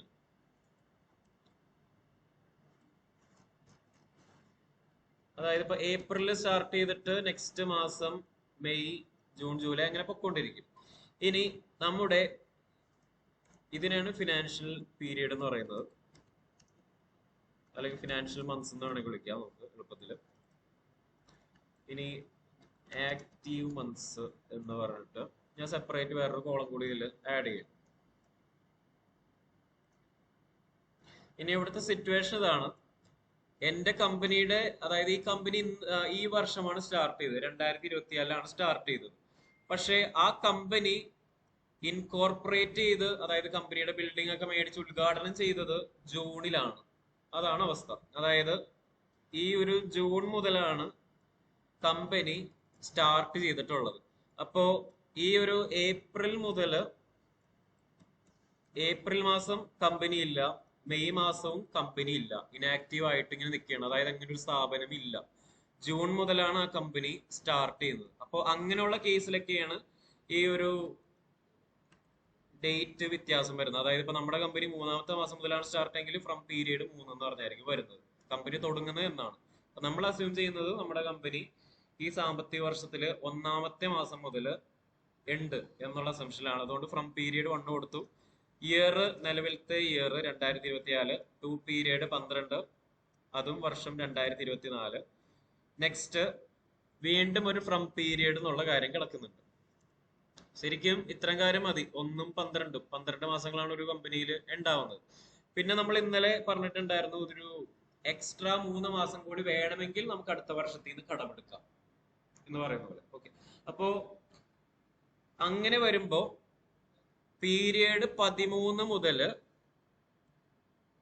പീരിയഡ്, അതായത് 13, 14, 15 3 മാസമാണ് എടുക്കുന്നതെങ്കിൽ 15 വരെയാണ് ഇപ്പൊ എടുക്കുന്നത്. പീരിയഡ് 13, 14, 15, 13 മുതൽ 15 വരെ സ്പെഷ്യൽ പീരിയഡ് ആണ് എന്ന് പറഞ്ഞ് ഞാനിപ്പോ SAP-നോട് ഇവിടെ സെറ്റ് ചെയ്ത് വെക്കുകയാണ്. പക്ഷെ ഇങ്ങനെ പീരിയഡ് കൊടുക്കുകയാണെങ്കിൽ അവിടെയും വർഷം ആഡ് ചെയ്യണം. ഈ 13ാമത്തെ മാസവും 14ാമത്തെ മാസവും 15ാമത്തെ മാസവും 2024 ആഡ് ബാക്ക് ആവുന്നത്. അല്ലെങ്കിൽ 2024 തന്നെ ട്രാൻസാക്ഷൻസ് ആയിരിക്കും 13, 14, 15 മാസങ്ങളിലും കൂടി എഴുതുന്നത് എന്ന് നമ്മളൊരു മുൻകൂർ ജാമ്യം എടുക്കുന്ന പോലെ. അതായത് അടുത്ത ഒരു 3 മാസം കൂടി നമ്മൾ ചിലപ്പോൾ 2024 കാര്യങ്ങൾ രേഖപ്പെടുത്താം എന്ന് പറഞ്ഞ് ജസ്റ്റ് ഒന്ന് SAP-ൽ ടൈപ്പ് ചെയ്ത് കൊടുക്കും. കോൺഫിഗറേഷൻ ചെയ്യുമ്പോൾ ഇവിടെ ഇയറും പീരിയഡും കറക്റ്റ് ആയിട്ട് കൊടുക്കണം. ഏതെങ്കിലും ഒരു ഫീൽഡ് മിസ്സിംഗ് ആണെങ്കിൽ സേവ് ചെയ്യാനായിട്ട് സമ്മതിക്കില്ല. അതായത് ഇപ്പോൾ ഇതില് ഈ ഇയർ നിങ്ങൾക്ക് ഇപ്പൊ ചെയ്യുമ്പോൾ വരാൻ സാധ്യതയുള്ള എറർ എന്ന് പറയുന്നത് ഏതെങ്കിലും ഒരു ഫീൽഡ് മിസ്സിംഗ് ആണെങ്കിൽ, ഇങ്ങനെ സ്ക്രോൾ ഒക്കെ ചെയ്ത് പോകുമ്പോൾ ചിലപ്പോൾ ഏതെങ്കിലും ഫീൽഡ് മിസ്സിംഗ് ആയിരിക്കും.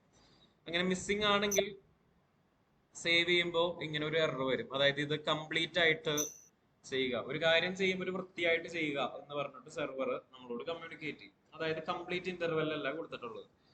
ഇവിടുത്തെ പ്രശ്നം ഈ ഒരു വർഷം കൊടുത്തിട്ടില്ല. ഒരു സ്ഥലത്ത് ഞാൻ ഇയർ കൊടുക്കാൻ മറന്നുപോയി. അപ്പോൾ ആ ഇയറും കൂടി കൊടുത്ത് ഇങ്ങനെ എറർ വന്ന് നിൽക്കുകയാണെങ്കിൽ സേവ് ഓപ്ഷൻ കാണൂല. ആദ്യം എറർ സോൾവ് ചെയ്യുക. ഇവിടെ ഇയർ കൊടുത്തു, എന്റർ കീ പ്രസ് ചെയ്ത് കഴിഞ്ഞാലാണ് സ്ക്രീൻ അപ്ഡേറ്റ് ആവുള്ളൂ. അതും കഴിഞ്ഞ് എന്റർ കീ പ്രസ് ചെയ്തപ്പോൾ അവിടെ ഡാറ്റ സേവ്ഡ് എന്നുള്ള മെസ്സേജ് വന്നിട്ടുണ്ട്. ഓക്കെ, അപ്പോ ഈ ഒരു രീതിയിൽ വേണം ഇവിടെ ഡാറ്റ ഫില്ല് ചെയ്യാനായിട്ട്.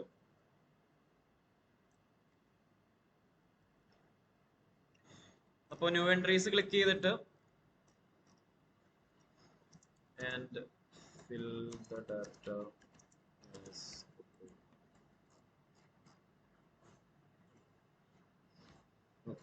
ന്യൂ എൻട്രീസ് കൊടുത്തിട്ട് താഴെ പറയുന്ന പോലെ ഡാറ്റ ഫില്ല് ചെയ്യുക. അതായത് ഇവിടെ വേരിയന്റ് കോഡ് കൊടുക്കുക.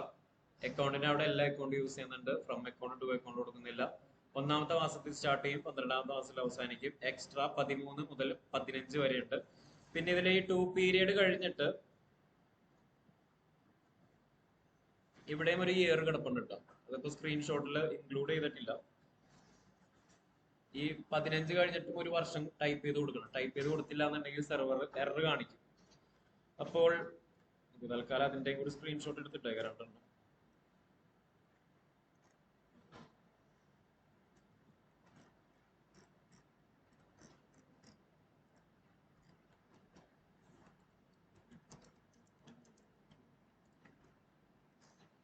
ഓക്കെ, റൈറ്റിലേക്ക് സ്ക്രോൾ ചെയ്ത് കഴിഞ്ഞാൽ ഇവിടെ ഒരു ഇയർ എന്നുള്ള ഒരു കാര്യം കൂടി കാണാം. അതുകൊണ്ട് ഇവിടെ സ്ക്രോൾ ടു റൈറ്റ് എന്നും കൂടി എഴുതി വെച്ചിട്ടുണ്ട്. അതും കൂടി ശ്രദ്ധിക്കുക. ഇവിടെയും ഒരു വർഷം ടൈപ്പ് ചെയ്ത് കൊടുക്കണം. അങ്ങനെ ഇവിടെ പോസ്റ്റിംഗ് പീരിയഡ് വേരിയന്റിന്റെ കോൺഫിഗറേഷൻ കംപ്ലീറ്റ് തീർന്നു. ഓക്കെ, ഇനി നെക്സ്റ്റ് ചെയ്യേണ്ടത് ഈ 15th സ്റ്റെപ്പ് OBBP. അതൊന്ന് ബുക്കിലേക്ക് എഴുതാം. Assign posting period variant to company.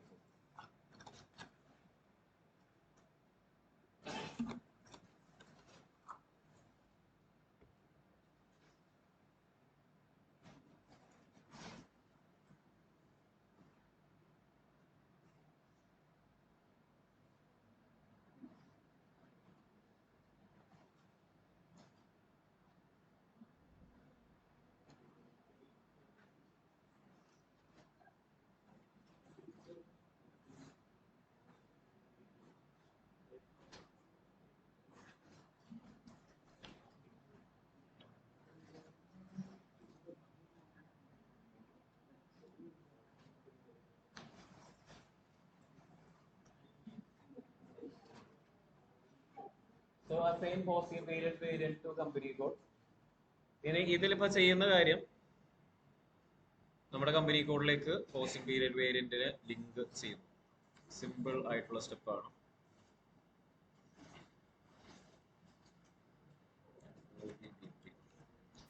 Okay, അപ്പോൾ ഇതാണ് OBBP എക്സിക്യൂട്ട് ചെയ്തിട്ട് വരുന്ന വിൻഡോ. ഇവിടെ പൊസിഷൻ ക്ലിക്ക് ചെയ്യുക. Click position and search for company code. Okay, നിങ്ങളുടെ കമ്പനി കോഡിനെയാണ് സെർച്ച് ചെയ്യേണ്ടത്. DDRC എറണാകുളം സെർച്ച് ചെയ്യാം. പൊസിഷൻ ക്ലിക്ക് ചെയ്യുക. എൻ്റെ DDLB എന്നുള്ളതാണ് കോഡ്. DDRC എറണാകുളം കാണുന്നുണ്ട്. ഇനി ഇതിന് നേർക്ക് വേരിയന്റിന്റെ കോഡ് ഇവിടെ കൊടുക്കേണ്ട വേരിയന്റ് എന്ന് പറയുന്നത് നിങ്ങളുടെ പോസ്റ്റിംഗ് പീരിയഡ് വേരിയന്റിന്റെ കോഡ് വേണം ഫില്ല് ചെയ്ത് കൊടുക്കാനായിട്ട്. ഓക്കെ, അപ്പൊ ഇവിടെ എന്റെ പോസ്റ്റിംഗ് പീരിയഡ് വേരിയന്റിന്റെ കോഡ് DDLB തന്നെയാണ്. വേരിയന്റ് കോഡ് കൊടുത്തു.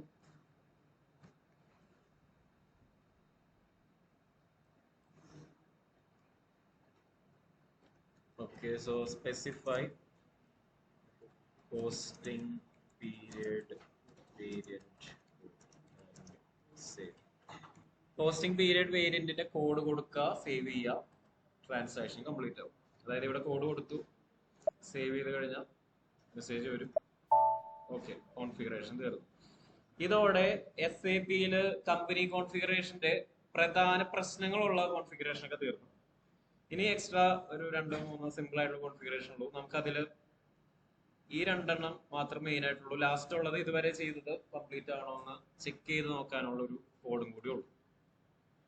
15 കഴിഞ്ഞ് ഈ 16ാമത്തെ സ്റ്റെപ്പ് ഒന്ന് എഴുതാം. Define tolerance group four employees, OBA4.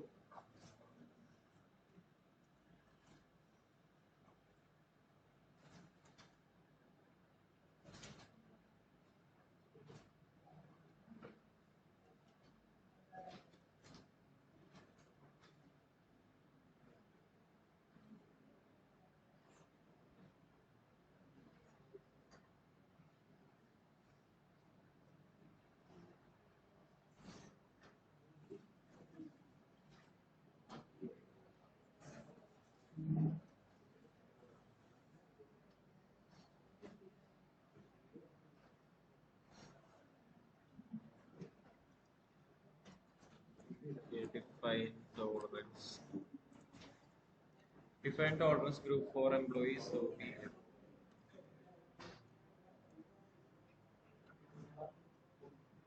Okay, നിങ്ങളെല്ലാവരും ജോമോന്റെ സുവിശേഷങ്ങൾ എന്ന് പറഞ്ഞ സിനിമ കണ്ടിട്ടുണ്ടോ? ദുൽഖറിന്റെ അല്ലായിരുന്നു? Okay, okay. അതിലുള്ള ഒരു കാര്യമുണ്ട്. അതായത് ഒരു മുകേഷ് ബൈക്ക് മേടിച്ചോളാൻ പറയുന്നു. ഓക്കെ, എന്നിട്ട് ദുൽഖർ പോയി മേടിച്ച ബൈക്ക് എന്ന് പറയുന്നത്, ബൈക്ക് എന്നൊക്കെ പറയുമ്പോൾ ബുള്ളറ്റ് ഒക്കെ ആണെങ്കിൽ ഒരു 1-1.5 ലക്ഷം ഒക്കെ ആവും എന്നൊക്കെ പറഞ്ഞുകൊണ്ട് മാനേജറോട് സംസാരിച്ചുകൊണ്ടിരിക്കുന്ന സമയത്താണ് വേറെ ഒരു ബൈക്ക് എടുത്ത്. അതായത് ബൈക്കിന്റെ പേരൊന്നും എനിക്കറിയില്ല. അത്യാവശ്യം എക്സ്പെൻസീവ് ആയിട്ടുള്ള ഒരു ബൈക്കായിരുന്നു. എത്രയായിരുന്നു? 25 ലക്ഷം. ഓക്കെ, 12. ഓക്കെ, 12 ലക്ഷത്തിന്റെ ബൈക്ക് എടുത്തിട്ട് വന്നു. 18. ഓക്കെ, 18 ലക്ഷത്തിന്റെ ബൈക്ക് എടുത്തിട്ട് വന്നു. അതാണ് സിറ്റുവേഷൻ. അപ്പോ ഒരു കമ്പനിയിൽ ഇങ്ങനെയുള്ള പ്രശ്നങ്ങളൊക്കെ ഉണ്ടാവും. അതായത് ഇപ്പൊ നമ്മളൊരു സ്റ്റാഫിനോട് സാധനം മേടിച്ചോളാൻ പറയും. പക്ഷെ അയാൾ പോയിട്ട് ഇപ്പൊ ഇപ്പൊ സംഭവിച്ച പോലെ 1 ലക്ഷത്തിന്റെ സാധനത്തിന് പകരം അയാൾ 12 ലക്ഷത്തിന്റെ സാധനം മേടിച്ചുകൊണ്ട് വന്നു കഴിഞ്ഞിട്ടുണ്ടെങ്കിൽ കമ്പനിക്ക് ഇഷ്യൂ ആണ്. അതായത് അങ്ങനെയുള്ള, അല്ലെങ്കിൽ അയാളുടെ മാനേജർക്കായിരിക്കും പ്രശ്നം വരുന്നത്, മാനേജറിനോടായിരിക്കും ക്വസ്റ്റ്യൻ വരുന്നത്, നിങ്ങൾ എന്തിനാ അലോ ചെയ്യാൻ സമ്മതിച്ചു എന്നുള്ള പ്രശ്നം വരും. അതായത് നമ്മൾക്ക് താഴെയുള്ള ആൾക്കാര് പല രീതിയിലുള്ള സ്വഭാവങ്ങൾ ഉണ്ടാവും, പല രീതിയിലുള്ള നോളേജ് ഉള്ള ആൾക്കാരായിരിക്കും, പല എക്സ്പീരിയൻസ് ഉള്ള ആൾക്കാരായിരിക്കും. അപ്പോ അവരെയൊക്കെ നിയന്ത്രിച്ച് നിർത്തേണ്ടത് നമ്മളാണ്. അപ്പോ അതിനെയാണ് ടോളറൻസ് എന്ന് പറയുന്നത്. ഈ ടോളറൻസിൽ നമ്മൾ സെറ്റ് ചെയ്യുന്നത് ഓരോ എംപ്ലോയീസിനും മാക്സിമം എത്ര രൂപയുടെ ട്രാൻസാക്ഷൻസ് അല്ലെങ്കിൽ കാര്യങ്ങൾ റെക്കോർഡ് ചെയ്യുക. അതായത് ഇപ്പോ ഞാൻ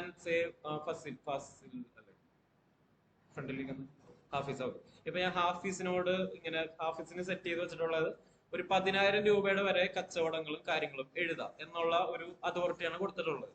അപ്പൊ 10,000-ന് മുകളിൽ എന്തെങ്കിലും ഒരു കാര്യം എഴുതണം എന്നുണ്ടെങ്കിൽ നേരെ ഹാഫീസ് എന്നോട് വന്ന് ചോദിക്കണം.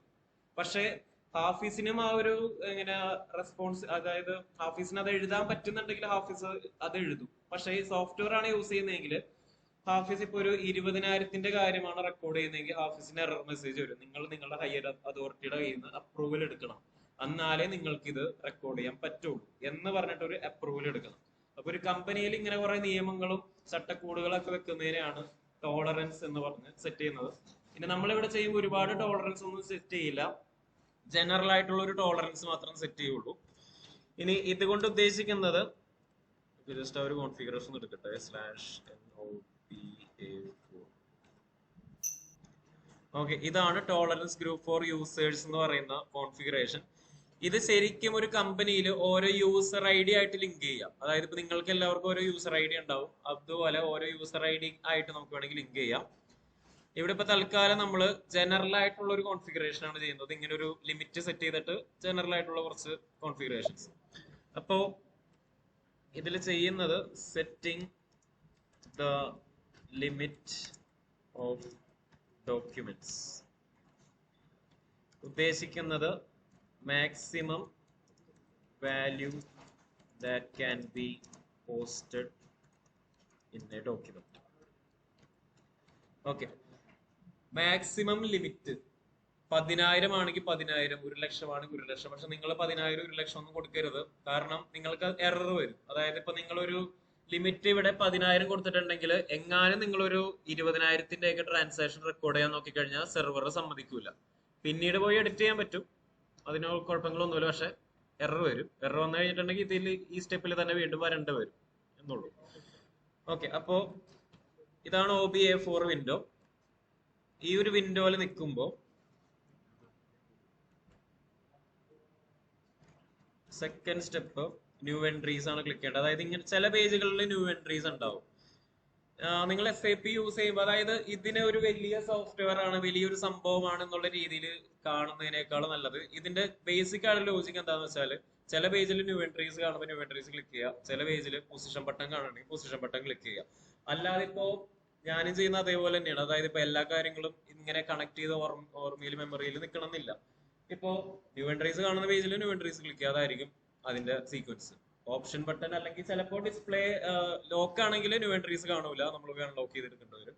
ചില വിൻഡോയിൽ പൊസിഷൻ മാത്രം ഉണ്ടാവുള്ളൂ. പൊസിഷൻ മാത്രമാണെങ്കിൽ എന്തെങ്കിലും അസൈൻമെന്റ് സ്റ്റെപ്പ് ആയിരിക്കും അവിടെ ചെയ്യുന്നത്. ആ ഒരു രീതിയിൽ ഒന്ന് കണക്ട് ചെയ്ത് ചിന്തിക്കുക. സിമ്പിൾ ആയിട്ട് ചിന്തിച്ചു കഴിഞ്ഞാൽ എല്ലാ സോഫ്റ്റ്വെയറും എളുപ്പവും. ഇത് സിമ്പിൾ ആയിട്ടുള്ള സോഫ്റ്റ്വെയർ ആണ്. ആൾക്കാർ ഹൈപ്പ് ചെയ്യുന്നതാണ് ഇത് പറയുക. പിന്നെ ഹൈപ്പ് ചെയ്യുന്നതുകൊണ്ടുള്ള ബെനിഫിറ്റ് എന്താണെന്ന് വെച്ചിട്ടുണ്ടെങ്കിൽ അതിന്റെ പേയ്മെന്റ് കൂടുതലാണ്. അതായത് ഇപ്പോൾ നിങ്ങൾ SAP വർക്ക് ചെയ്യുകയാണെങ്കിലും, നിങ്ങൾ SAP ട്രെയിനർ ആയിട്ട് വർക്ക് ചെയ്യുകയാണെങ്കിലും നിങ്ങൾക്ക് കിട്ടുന്ന പേയ്മെന്റ് കൂടുതലായിരിക്കും. അതാണ് വ്യത്യാസം. ഹൈപ്പ് ഉണ്ടാവുന്നത് ഒന്ന് ഓർത്ത് കഴിഞ്ഞാൽ നല്ലതാണ് ചില കാര്യം. ഓക്കെ, അപ്പോൾ ഇവിടെ ന്യൂ എൻട്രീസ് ആണ് ക്ലിക്ക് ചെയ്യേണ്ടത്. So click new entries.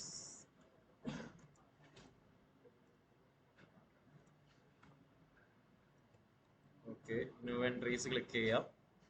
New entries click ചെയ്ത് കഴിയുമ്പോൾ ഇവിടെ ഒരു ബ്ലാങ്ക് പേജ് ആയിരിക്കും വരുന്നത്. ഈ ബ്ലാങ്ക് പേജിൽ ഫസ്റ്റ് ഒരു ഗ്രൂപ്പിന്റെ കോഡ് ഉണ്ട്. ആ ഗ്രൂപ്പിനെയാണ് ടോളറൻസ് ഗ്രൂപ്പ് എന്ന് പറയുന്നത്. നമ്മളിപ്പോ ഇവിടെ ടോളറൻസ് ഗ്രൂപ്പ് എന്നുള്ള കാര്യങ്ങളൊന്നും ഫില്ല് ചെയ്യുന്നില്ല.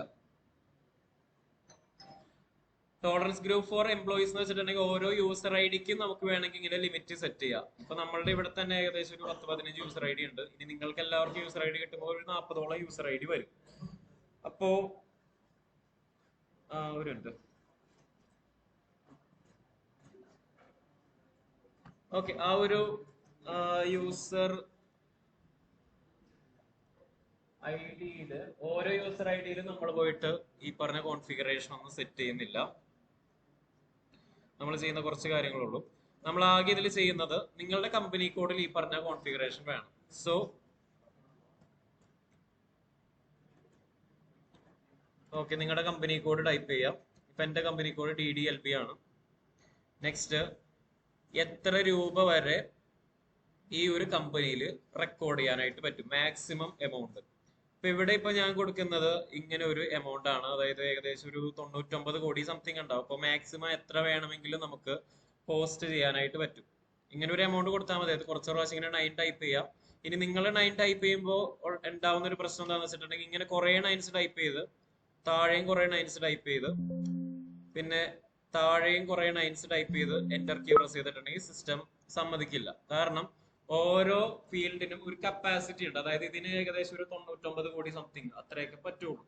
അപ്പോ 9s ടൈപ്പ് ചെയ്യുമ്പോൾ കുറച്ച് 9 ആക്കാം, ബാക്കി കുറച്ച് സ്പേസ് വിട്ടേക്കാം. പിന്നെ ഇതിന്റെ താഴെയുള്ള 9ഉം കുറച്ച് സ്പേസ് വിട്ടേക്കാം. പിന്നെ ഇതിന്റെ താഴെയുള്ള സ്പേസ് എന്ന് പറയുന്നത് ക്യാഷ് ഡിസ്കൗണ്ട് ആണ്. അത് ഞാനിവിടെ 30% ആയിട്ടാണ് സെറ്റ് ചെയ്യുന്നത്. ഇനി ഇതിന് first field amount per document എന്ന് വെച്ചാൽ ഒരു ഡോക്യുമെന്റിൽ മാക്സിമം എത്ര രൂപ വരെ റെക്കോർഡ് ചെയ്യാം, അതാണ് എമൗണ്ട് പെർ ഡോക്യുമെന്റ്. ഇനി എമൗണ്ട് പെർ ഓപ്പൺ ഐറ്റം എന്ന് പറയുന്നത്, ഓപ്പൺ ഐറ്റം എന്ന് വെച്ചിട്ടുണ്ടെങ്കിൽ കൊടുക്കാനുള്ള ഐറ്റംസ്, അതായത് കടമായിട്ട് മേടിച്ചതാകാം, കടമായിട്ട് വിറ്റതാകാം. അതിനെയാണ് SAP ഓപ്പൺ ഐറ്റം എന്ന് പറയുന്നത്. അതായത് നമ്മുടെ സെയിൽസ് ബില്ലും പർച്ചേസ് ബില്ലിലും മാക്സിമം എത്ര രൂപ വരെ ആകാം, അതാണ് ഇവിടെ പറയുന്നത്. ഇത് സാധാരണ ഒരു ഡോക്യുമെന്റ്, ഇത് സെയിൽസ് ബില്ല് പർച്ചേസ് ബില്ലിന്റെ ലിമിറ്റ് എന്നുള്ള രീതിയിൽ നിങ്ങൾ ചിന്തിച്ചാൽ മതി. അതായത് ഇത് ജനറൽ ആയിട്ടുള്ള ഒരു ലിമിറ്റ്, ഇത് സെയിൽസിന്റെയും പർച്ചേസിന്റെയും ഒരു ലിമിറ്റ്, ആ ഒരു രീതിയിൽ ഒന്ന് ചിന്തിച്ചെടുക്കാം. പിന്നെ താഴെയുള്ളത് മാക്സിമം എത്ര ഡിസ്കൗണ്ട് വരെ നിങ്ങളുടെ കമ്പനിയിലെ സ്റ്റാഫുകൾക്ക് കൊടുക്കാൻ പറ്റും. അതായത് ഈ കമ്പനിയിലെ സ്റ്റാഫുകൾക്ക് മാക്സിമം 30% വരെ ഡിസ്കൗണ്ട് കൊടുക്കാൻ പറ്റുള്ളൂ. ഇങ്ങനെ ഡിസ്കൗണ്ട് സെറ്റ് ചെയ്ത് വെക്കുന്ന എന്തിനാന്ന് വെച്ചിട്ടുണ്ടെങ്കിൽ, നിങ്ങൾ ചില പലചരക്ക് കടയിലൊക്കെ കണ്ടിട്ടുണ്ടാവും, ഏതെങ്കിലും ഒരു സ്റ്റാഫിനെ വെച്ചിട്ടുണ്ടാവും, ആരെങ്കിലും പരിചയക്കാർ വന്നിട്ടുണ്ടെങ്കിൽ വാരിക്ക് ഒരു സാധനങ്ങൾ എടുത്ത് ഫ്രീ ആയിട്ട് കൊടുക്കും.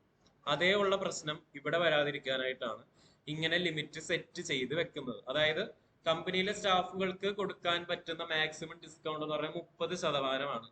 ഇനി പരിചയക്കാർ വന്നു കഴിഞ്ഞാലും ബന്ധുക്കാർ വന്നു കഴിഞ്ഞാലും ആര് വന്നു കഴിഞ്ഞാലും മാക്സിമം 30% ഡിസ്കൗണ്ട് കൊടുക്കാൻ പറ്റുള്ളൂ. ഇതിന് താഴത്തേക്ക് എത്ര വേണമെങ്കിലും ആവാം. മുകളിലേക്ക് ഒരു 50% ഡിസ്കൗണ്ട് ഏതെങ്കിലും ഒരു കസ്റ്റമർക്ക് കൊടുക്കണം എന്നൊക്കെ ഉണ്ടെങ്കിൽ എക്സ്ട്രാ അപ്രൂവൽ എടുത്തിട്ടുണ്ടാവണം, വന്നാലേ പറ്റുള്ളൂ. അപ്പോ അങ്ങനെയുള്ള പ്രശ്നങ്ങളൊക്കെ ഒഴിവാക്കാനായിട്ടാണ് നമ്മൾ ഈ ടോളറൻസ് എന്ന് പറയുന്ന കോൺഫിഗറേഷൻ ചെയ്ത് വെക്കുന്നത്. സോ ഇത് ഇത്രയും കാര്യങ്ങൾ ഫില്ല് ചെയ്ത് കഴിഞ്ഞിട്ടുണ്ടെങ്കിൽ നമുക്ക് ഇവിടെ ലൈൻസ് കൂടുതലാണ്, താഴെ ലൈൻസ്. ഓക്കെ, അപ്പൊ ഒരുപാട് ലൈൻ കൊടുക്കണ്ട. അവസാനം നമ്മൾ ടൈപ്പ് ചെയ്ത് കഴിയുമ്പോൾ സെർവർ തന്നെ ഇതിനെ ഒരു ഡെസിമൽ പോയിന്റ് ഇട്ടിട്ട് ഒരു ഭംഗിയിൽ ആക്കി തരും. ഇതാണ് SAP നിങ്ങൾ മനസ്സിലാക്കേണ്ട ഒരു കാര്യം. സാധാരണ നമ്മളൊരു 99,000 എന്നൊക്കെ എഴുതുമ്പോൾ ഒരു കോമയാണ് ഇടയിൽ ഇടാറ്. ചില സെർവറിൽ കോമയായിരിക്കും, ചില SAP സെർവറിൽ ഈ കാണുന്ന പോലെ ഫുൾ സ്റ്റോപ്പ് ആയിരിക്കും സെപ്പറേറ്റഡ് ആയിട്ട് വരുന്നത്. അതായത് ഇവിടെ ഇപ്പൊ ഇങ്ങനെ കാണുന്നത് ഏകദേശം ഒരു 99 കോടി സംതിങ് അങ്ങനെയാണ് വേണം വായിക്കാനായിട്ട്. ഓക്കെ, അപ്പോ ഇതില് ഡെസിമൽ പോയിന്റ് എന്ന് പറയുന്നത് കോമയാണ്. ഈ സെർവറിൽ അങ്ങനെയാണ് ഡെസിമൽ പോയിന്റ് കോമ. പിന്നെ ഇവിടെ 30 കഴിഞ്ഞിട്ടും കോമ കിടക്കുന്നുണ്ട്. ഓക്കെ, 30 കഴിഞ്ഞിട്ട് കിടക്കുന്നത് കോമയാണ്, അതൊന്ന് ശ്രദ്ധിച്ചു നോക്കിയാൽ. 30 കഴിഞ്ഞിട്ട് കോമയുണ്ട്, ഈ 99 കഴിഞ്ഞിട്ട് കോമയുണ്ട്, ഇത് കഴിഞ്ഞിട്ട് കോമയുണ്ട്. ഇവിടെയാണെങ്കിൽ ഡെസിമൽ പോയിന്റ് ആണ്. അപ്പോ SAPയില് നേരെ നിങ്ങൾ തിരിഞ്ഞ് ചിന്തിക്കുക. സാധാരണ കോമ ഇടുന്ന സ്ഥലത്ത് SAPയില് ഫുൾ സ്റ്റോപ്പ് ആയിരിക്കും, സാധാരണ ഫുൾ സ്റ്റോപ്പ് ഇടുന്ന സ്ഥലത്ത് SAPയില് കോമയായിരിക്കും. അത് ഓരോ സെർവറിലും, അതായത് ഈ പറഞ്ഞ കോമ പോലുള്ള കാര്യങ്ങളൊക്കെ സെറ്റ് ചെയ്യുന്നത് അബാപ്പർ അല്ലെങ്കിൽ പ്രോഗ്രാമിംഗ് ലാംഗ്വേജ് ചെയ്യുന്ന ഒരാളാണ്. അയാൾ ഇങ്ങനെ ചെയ്തു വെച്ചിട്ടുണ്ടെങ്കിൽ അങ്ങനെ കാണും. ഓക്കെ, അപ്പൊ ഓരോ സെർവറിലും ചിലപ്പോൾ വ്യത്യാസമുണ്ട്. അപ്പൊ ചില സെർവറിൽ നിങ്ങൾ പോകുമ്പോൾ കറക്റ്റ് ആയിട്ട് തന്നെ കാണാം, കോമ ഇട്ടിട്ട് തന്നെ കാണാൻ പറ്റും. ചില സെർവറിൽ കോമ ഉണ്ടാവില്ല, ഇങ്ങനെയായിരിക്കും കാണുന്നത്. ഓക്കെ, ഇതിൽ ഇത്രയും കാര്യങ്ങളൊന്ന് ഫില്ല് ചെയ്യാം.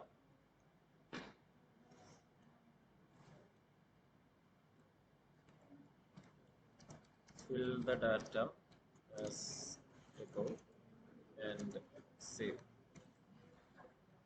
ഓക്കെ, മുകളിൽ ഉള്ള പോലെ ഡാറ്റ കൊടുക്കുക, സേവ് ചെയ്യുക.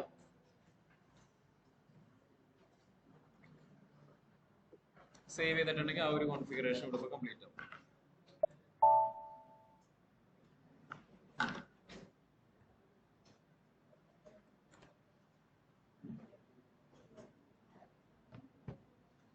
ഓക്കെ, ഇനി കമ്പനി കോൺഫിഗറേഷനിലെ ലാസ്റ്റ് സ്റ്റെപ്പ്. ഇതോടെ നിങ്ങളുടെ കമ്പനി നിങ്ങൾക്കായി. നിങ്ങളുടെ കമ്പനിയിൽ ഇനി വർക്ക് ചെയ്യാനായിട്ട് നിങ്ങൾക്ക് പറ്റും. അതായത് എല്ലാം ഇതുവരെ ചെയ്തതെല്ലാം കറക്റ്റ് ആണെങ്കിൽ നിങ്ങളുടെ കമ്പനിയിൽ നിങ്ങൾക്ക് വർക്ക് ചെയ്യാൻ പറ്റും. ഓക്കെ, അപ്പൊ 17th സ്റ്റെപ്പ് ഒന്ന് നോട്ട് ചെയ്യാം. Define tolerance group to GL accounts OBA0.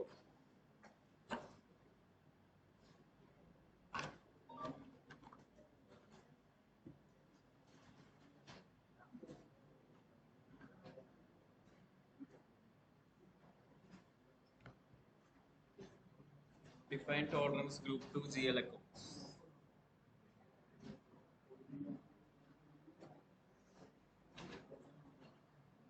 OBA0 ആണ് കേട്ടോ, ലാസ്റ്റ് 0 ആണ്, O അല്ല, മനസ്സിലാക്കാം.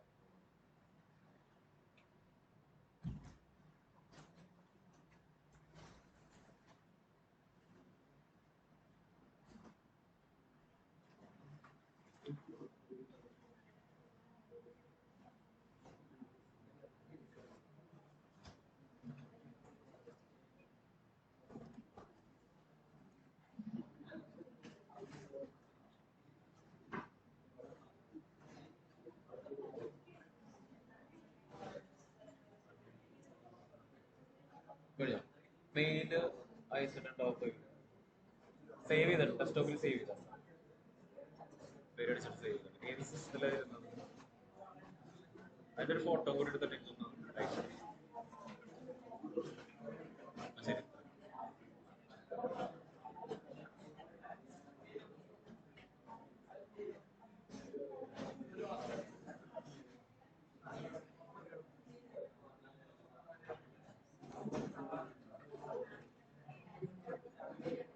ഓക്കെ, സ്ക്രീനിലേക്ക് ഓക്കെ. ചിത്ര define tolerance group for GL accounts OBA0. Okay, /n OBA0. Okay, OBA0 execute ചെയ്ത് കഴിഞ്ഞാൽ ഇതാണ് ലാസ്റ്റ് സെറ്റിംഗ്. ഇതോടെ നിങ്ങളുടെ കമ്പനി കോൺഫിഗറേഷൻ തീർന്നു. ഇനിയുള്ള പ്രശ്നം എന്താന്ന് വെച്ചിട്ടുണ്ടെങ്കിൽ നിങ്ങൾക്ക് എറർ വരും. എറർ വരുന്ന എന്തുകൊണ്ടാന്ന് വെച്ചിട്ടുണ്ടെങ്കിൽ നിങ്ങൾ മുമ്പ് ചെയ്യേണ്ട ഏതെങ്കിലും, അതായത് ഇപ്പൊ നമ്മളൊരു ടോട്ടല് നിങ്ങൾ ബുക്കിലേക്ക് എഴുതിയത് നോക്കുമ്പോൾ 17 സ്റ്റെപ്പുകൾ എഴുതിയിട്ടുണ്ടാവും. ഈ 17 സ്റ്റെപ്പിൽ ഏതെങ്കിലും ഒരെണ്ണം മിസ്സിംഗ് ആണെങ്കിലോ ഏതെങ്കിലും ഒരെണ്ണത്തിൽ എന്തെങ്കിലും പ്രശ്നങ്ങൾ ഉണ്ടെങ്കിലോ നിങ്ങൾ നെക്സ്റ്റ് ചെയ്യുന്ന ഓരോ കാര്യങ്ങളിലും എറർ ഇങ്ങനെ വന്നുകൊണ്ടിരിക്കും. ഓക്കെ, അപ്പൊ ചെയ്തത് കറക്റ്റ് ആണെങ്കിൽ എറർ വരില്ല. ഇനി എന്തെങ്കിലും മിസ്റ്റേക്ക് ഉണ്ടെങ്കിൽ നമുക്ക് കറക്റ്റ് ചെയ്യാം, ഓരോ പ്രശ്നങ്ങളായിട്ട് സോൾവ് ചെയ്യാം. ഓക്കെ, അപ്പോൾ OBA0 എക്സിക്യൂട്ട് ചെയ്യുമ്പോൾ ഈ ഒരു വിൻഡോ ആയിരിക്കും വരുന്നത്. അപ്പോൾ ഈ പേജിൽ ഞാൻ നേരത്തെ പറഞ്ഞ പോലെ ന്യൂ എൻട്രീസ് എന്നുള്ള ഓപ്ഷൻ കാണുന്നുണ്ട്. ന്യൂ എൻട്രീസ് എന്നുള്ള ഓപ്ഷൻ കാണുന്നുണ്ടെങ്കിൽ അത് ക്ലിക്ക് ചെയ്ത് നോക്കാം. ഇനി കാണുന്നില്ലെങ്കിൽ നിങ്ങളുടെ സ്ക്രീൻ ലോക്ക് അല്ല എന്ന് ഉറപ്പിക്കുക. ലോക്ക് ആണെങ്കിൽ പോയി അൺലോക്ക് ചെയ്യാം. So click new entries. Okay, new entries click ചെയ്യാം. ഇവിടെയും നമ്മൾ ജസ്റ്റ് കമ്പനി കോഡ് കൊടുക്കുന്നുള്ളൂ. Debit posting credit posting limit കൊടുക്കാനായിട്ടാണ്. അതായത് നമ്മൾ ജേണൽ എൻട്രിയിൽ ഡെബിറ്റ് ക്രെഡിറ്റ് കഴിഞ്ഞ ദിവസം പറഞ്ഞു എന്നാണ് എൻ്റെ ഒരു വിശ്വാസം. അപ്പൊ ഡെബിറ്റ് ചെയ്യാൻ പറ്റുന്ന എമൗണ്ട് എത്രയാണ്, ക്രെഡിറ്റ് ചെയ്യാൻ പറ്റുന്ന എമൗണ്ട് എത്രയാണ്, മാക്സിമം ലിമിറ്റ് ഇവിടെയാണ് സെറ്റ് ചെയ്യുന്നത്. പക്ഷെ നമ്മൾ യൂസ് ചെയ്യുന്ന ഒരു ട്രെയിനിങ് സെർവർ ആണ്, ഡമ്മി സെർവർ ആണ്. അപ്പൊ ഈ സെർവറിൽ ഡെബിറ്റ് ക്രെഡിറ്റിന്റെ ലിമിറ്റ് കൊടുത്തു കഴിഞ്ഞാൽ ചില സമയത്ത് റിസൾട്ട് കിട്ടാറില്ല. അപ്പൊ അതുകൊണ്ട് ജസ്റ്റ് ഇവിടെ കമ്പനി കോഡ് മാത്രം ഒന്ന് കൊടുത്താൽ മതി. DDLB ഇതാണ് എൻ്റെ കമ്പനി കോഡ്. ആ കമ്പനി കോഡ് മാത്രം കൊടുക്കുക, സേവ് ചെയ്യാം. ഇത്രയും കാര്യം കഴിഞ്ഞിട്ടുണ്ടെങ്കിൽ നിങ്ങളുടെ കമ്പനി കോൺഫിഗറേഷൻ തീർന്നു. അപ്പോൾ specify company code and save. Just നിങ്ങളുടെ കമ്പനി കോഡ് കൊടുക്കുക, സേവ് ചെയ്യുക. ഇത്ര ചെയ്ത് കഴിഞ്ഞിട്ടുണ്ടെങ്കിൽ എല്ലാം ഓക്കെ ആയി. ഇനി ഇതിന്റെ കൂടെ ലാസ്റ്റ് ഈ ഒരു സ്റ്റെപ്പ്, ഇത് ചെയ്ത് നോക്കാനുള്ള സ്റ്റെപ്പ് അല്ല, വേരിഫിക്കേഷൻ സ്റ്റെപ്പാണ്. ഈ ഒരു 18ാമത്തെ സ്റ്റെപ്പും കൂടി ജസ്റ്റ് ഒന്ന് ബുക്കിലേക്ക് ഒന്ന് എഴുതി. ഇതാണ് 18. Check and enter company code global parameters.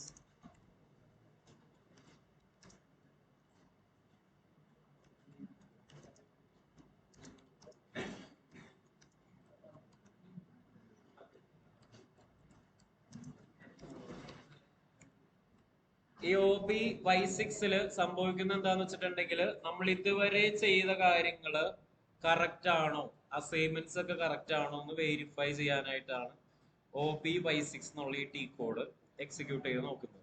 Company code global parameters എന്നാണ് ആ ഒരു വിൻഡോന്റെ പേര്.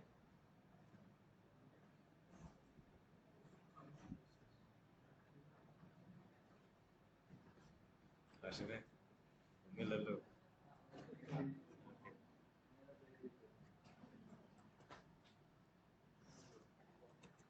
Okay, company code global parameters OBY6. ഇതാണ് OBY6 വിൻഡോ. ഈ വിൻഡോ ലോക്ക് ആണെങ്കിൽ നിങ്ങൾ പോയി അൺലോക്ക് ചെയ്യാൻ നിൽക്കണ്ട. കാരണം നമ്മൾ ജസ്റ്റ് ചെക്ക് ചെയ്യാനാണ് വന്നിട്ടുള്ളത്. ഓക്കെ, അപ്പോ ഈ വിൻഡോയില് പൊസിഷൻ ബട്ടൺ ക്ലിക്ക് ചെയ്യുക.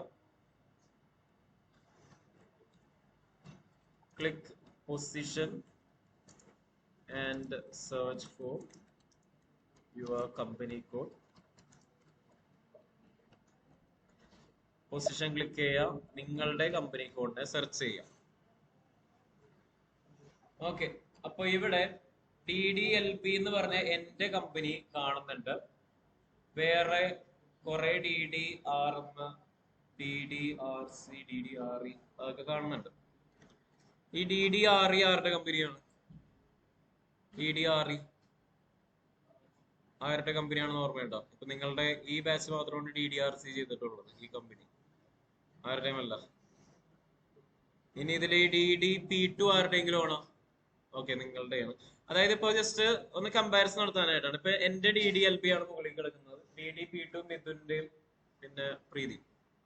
ഓക്കെ, നിങ്ങൾ രണ്ടുപേരുടെയും DDP2. ഇപ്പൊ എന്റെ കമ്പനി കോഡ് ഇവിടെ നിന്ന് ഡബിൾ ക്ലിക്ക് ചെയ്ത് നോക്കുമ്പോൾ ഇതിന്റെ അകത്ത് കുറച്ച് കാര്യങ്ങൾ ഇങ്ങനെ ഫില്ലായിട്ട് കിടക്കും. Chart of account, company, physical year, field status, posting period, അങ്ങനെ സംഭവങ്ങൾ എല്ലാ അസൈൻമെന്റ് ഇവിടെ തന്നെ കാണാൻ പറ്റും.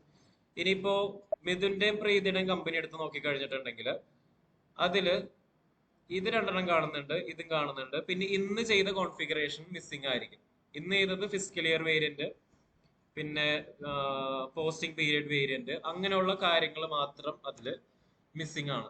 അപ്പോൾ നിങ്ങൾ എല്ലാ അസൈൻമെന്റും ചെയ്തിട്ടുണ്ടോ എന്ന് ചെക്ക് ചെയ്ത് നോക്കാനായിട്ട് ഈ ഒരു OB56 എടുത്ത് നോക്കിക്കഴിഞ്ഞാലും മനസ്സിലാവും. ലാസ്റ്റ് നോക്കുമ്പോൾ, അതായത് ഇപ്പൊ എന്റെ സ്ക്രീൻഷോട്ട്, ഇപ്പൊ ഞാനിവിടെ അയക്കുന്ന സ്ക്രീൻഷോട്ട് എന്ന് പറയുന്നത്, ഓക്കെ,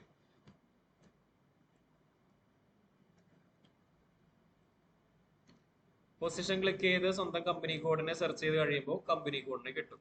ഇനി നെക്സ്റ്റ് ചെയ്യേണ്ടത് double click on your company code.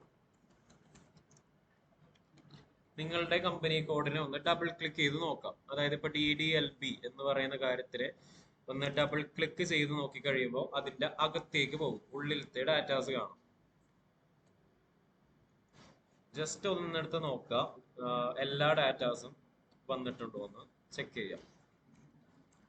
Verify whether all assignments are made. എല്ലാ അസൈൻമെന്റും ഇവിടെ ചെയ്തിട്ടുണ്ടോ എന്ന് ചെക്ക് ചെയ്ത് നോക്കാം. ഇനി ഏതെങ്കിലും അസൈൻമെന്റ് മിസ്സിംഗ് ഉണ്ടെങ്കിൽ ഇവിടെ വെച്ച് നിങ്ങൾക്ക് വേണമെങ്കിൽ അസൈൻമെന്റ് ചെയ്യാം. അതായത് ഇപ്പൊ നമ്മൾ ഇതുവരെ ചെയ്തത് സ്റ്റെപ്പ് ഇങ്ങനെയാണ്, ആദ്യം ഒരു ഡെഫിനിഷൻ, പിന്നെ അസൈൻമെന്റ്, ഡെഫിനിഷൻ, അസൈൻമെന്റ്, അങ്ങനെയാണ് ചെയ്തു പോയത്. ഏതെങ്കിലും അസൈൻമെന്റ് പെൻഡിങ് ഉണ്ടെങ്കിൽ ഈ ഒരു വിൻഡോയിൽ വന്നിട്ടായാലും നമുക്ക് അസൈൻമെന്റ് ചെയ്യാനായിട്ട് പറ്റും. ഓക്കെ, അപ്പോൾ ഇത്രയും കാര്യങ്ങൾ ചെയ്ത് കഴിഞ്ഞിട്ടുണ്ടെങ്കിൽ നിങ്ങളുടെ SAP കമ്പനി ഫിനാൻസ് ട്രാൻസാക്ഷൻ ചെയ്യാൻ പറ്റുന്ന രീതിയിലുള്ള ഒരു കമ്പനിയായി. അതായത് നമ്മളുടെ മൊഡ്യൂള് FICO ആണ്, അതിന് വേണ്ടുന്ന കമ്പനി മാത്രമാണ് നമ്മൾ ചെയ്തിട്ടുള്ളൂ. ബാക്കി ഇപ്പൊ കുറെ സാധനങ്ങൾ ഇതിൽ ബ്ലാങ്ക് ആയിട്ട് കിടപ്പുണ്ടാവും. അതെന്താണെന്ന് വെച്ചിട്ടുണ്ടെങ്കിൽ അത് മറ്റു മൊഡ്യൂളുകളിലുള്ള മറ്റ് ഡിപ്പാർട്ട്മെന്റിലുള്ള ആൾക്കാർ ചെയ്തു വെച്ചോളൂ. അതുകൊണ്ടാണ് ഇവിടെ ഇപ്പൊ ബ്ലാങ്ക് ആയിട്ട് കിടക്കുന്നത്. ഓക്കെ, അപ്പൊ ഇത്രയും കാര്യം കഴിഞ്ഞിട്ടുണ്ടെങ്കിൽ കമ്പനി കോൺഫിഗറേഷൻ ആയി. ടോട്ടൽ 18 സ്റ്റെപ്പ് ചെയ്തിട്ടുണ്ട്. ഇനി ഇതിൽ 19ാമത്തെ സ്റ്റെപ്പ് ഇതിന്റെ പാർട്ടായിട്ട് ശരിക്കും പറയാൻ പറ്റുന്നതല്ല. നമ്മൾ ഇനി നെക്സ്റ്റ് നാളെ മുതൽ അല്ലെങ്കിൽ അടുത്ത സെഷൻ മുതൽ ജേണൽ എൻട്രി പോസ്റ്റിംഗ് എന്നുള്ള കാര്യത്തിലേക്ക് കടക്കും. അതായത് ഇതിൽ SAPയുടെ ഇങ്ങനെ നീണ്ടു തുറന്ന് കിടക്കുന്നുണ്ട് നിങ്ങൾ കംപ്ലീറ്റ് എടുത്ത പാക്കേജ്.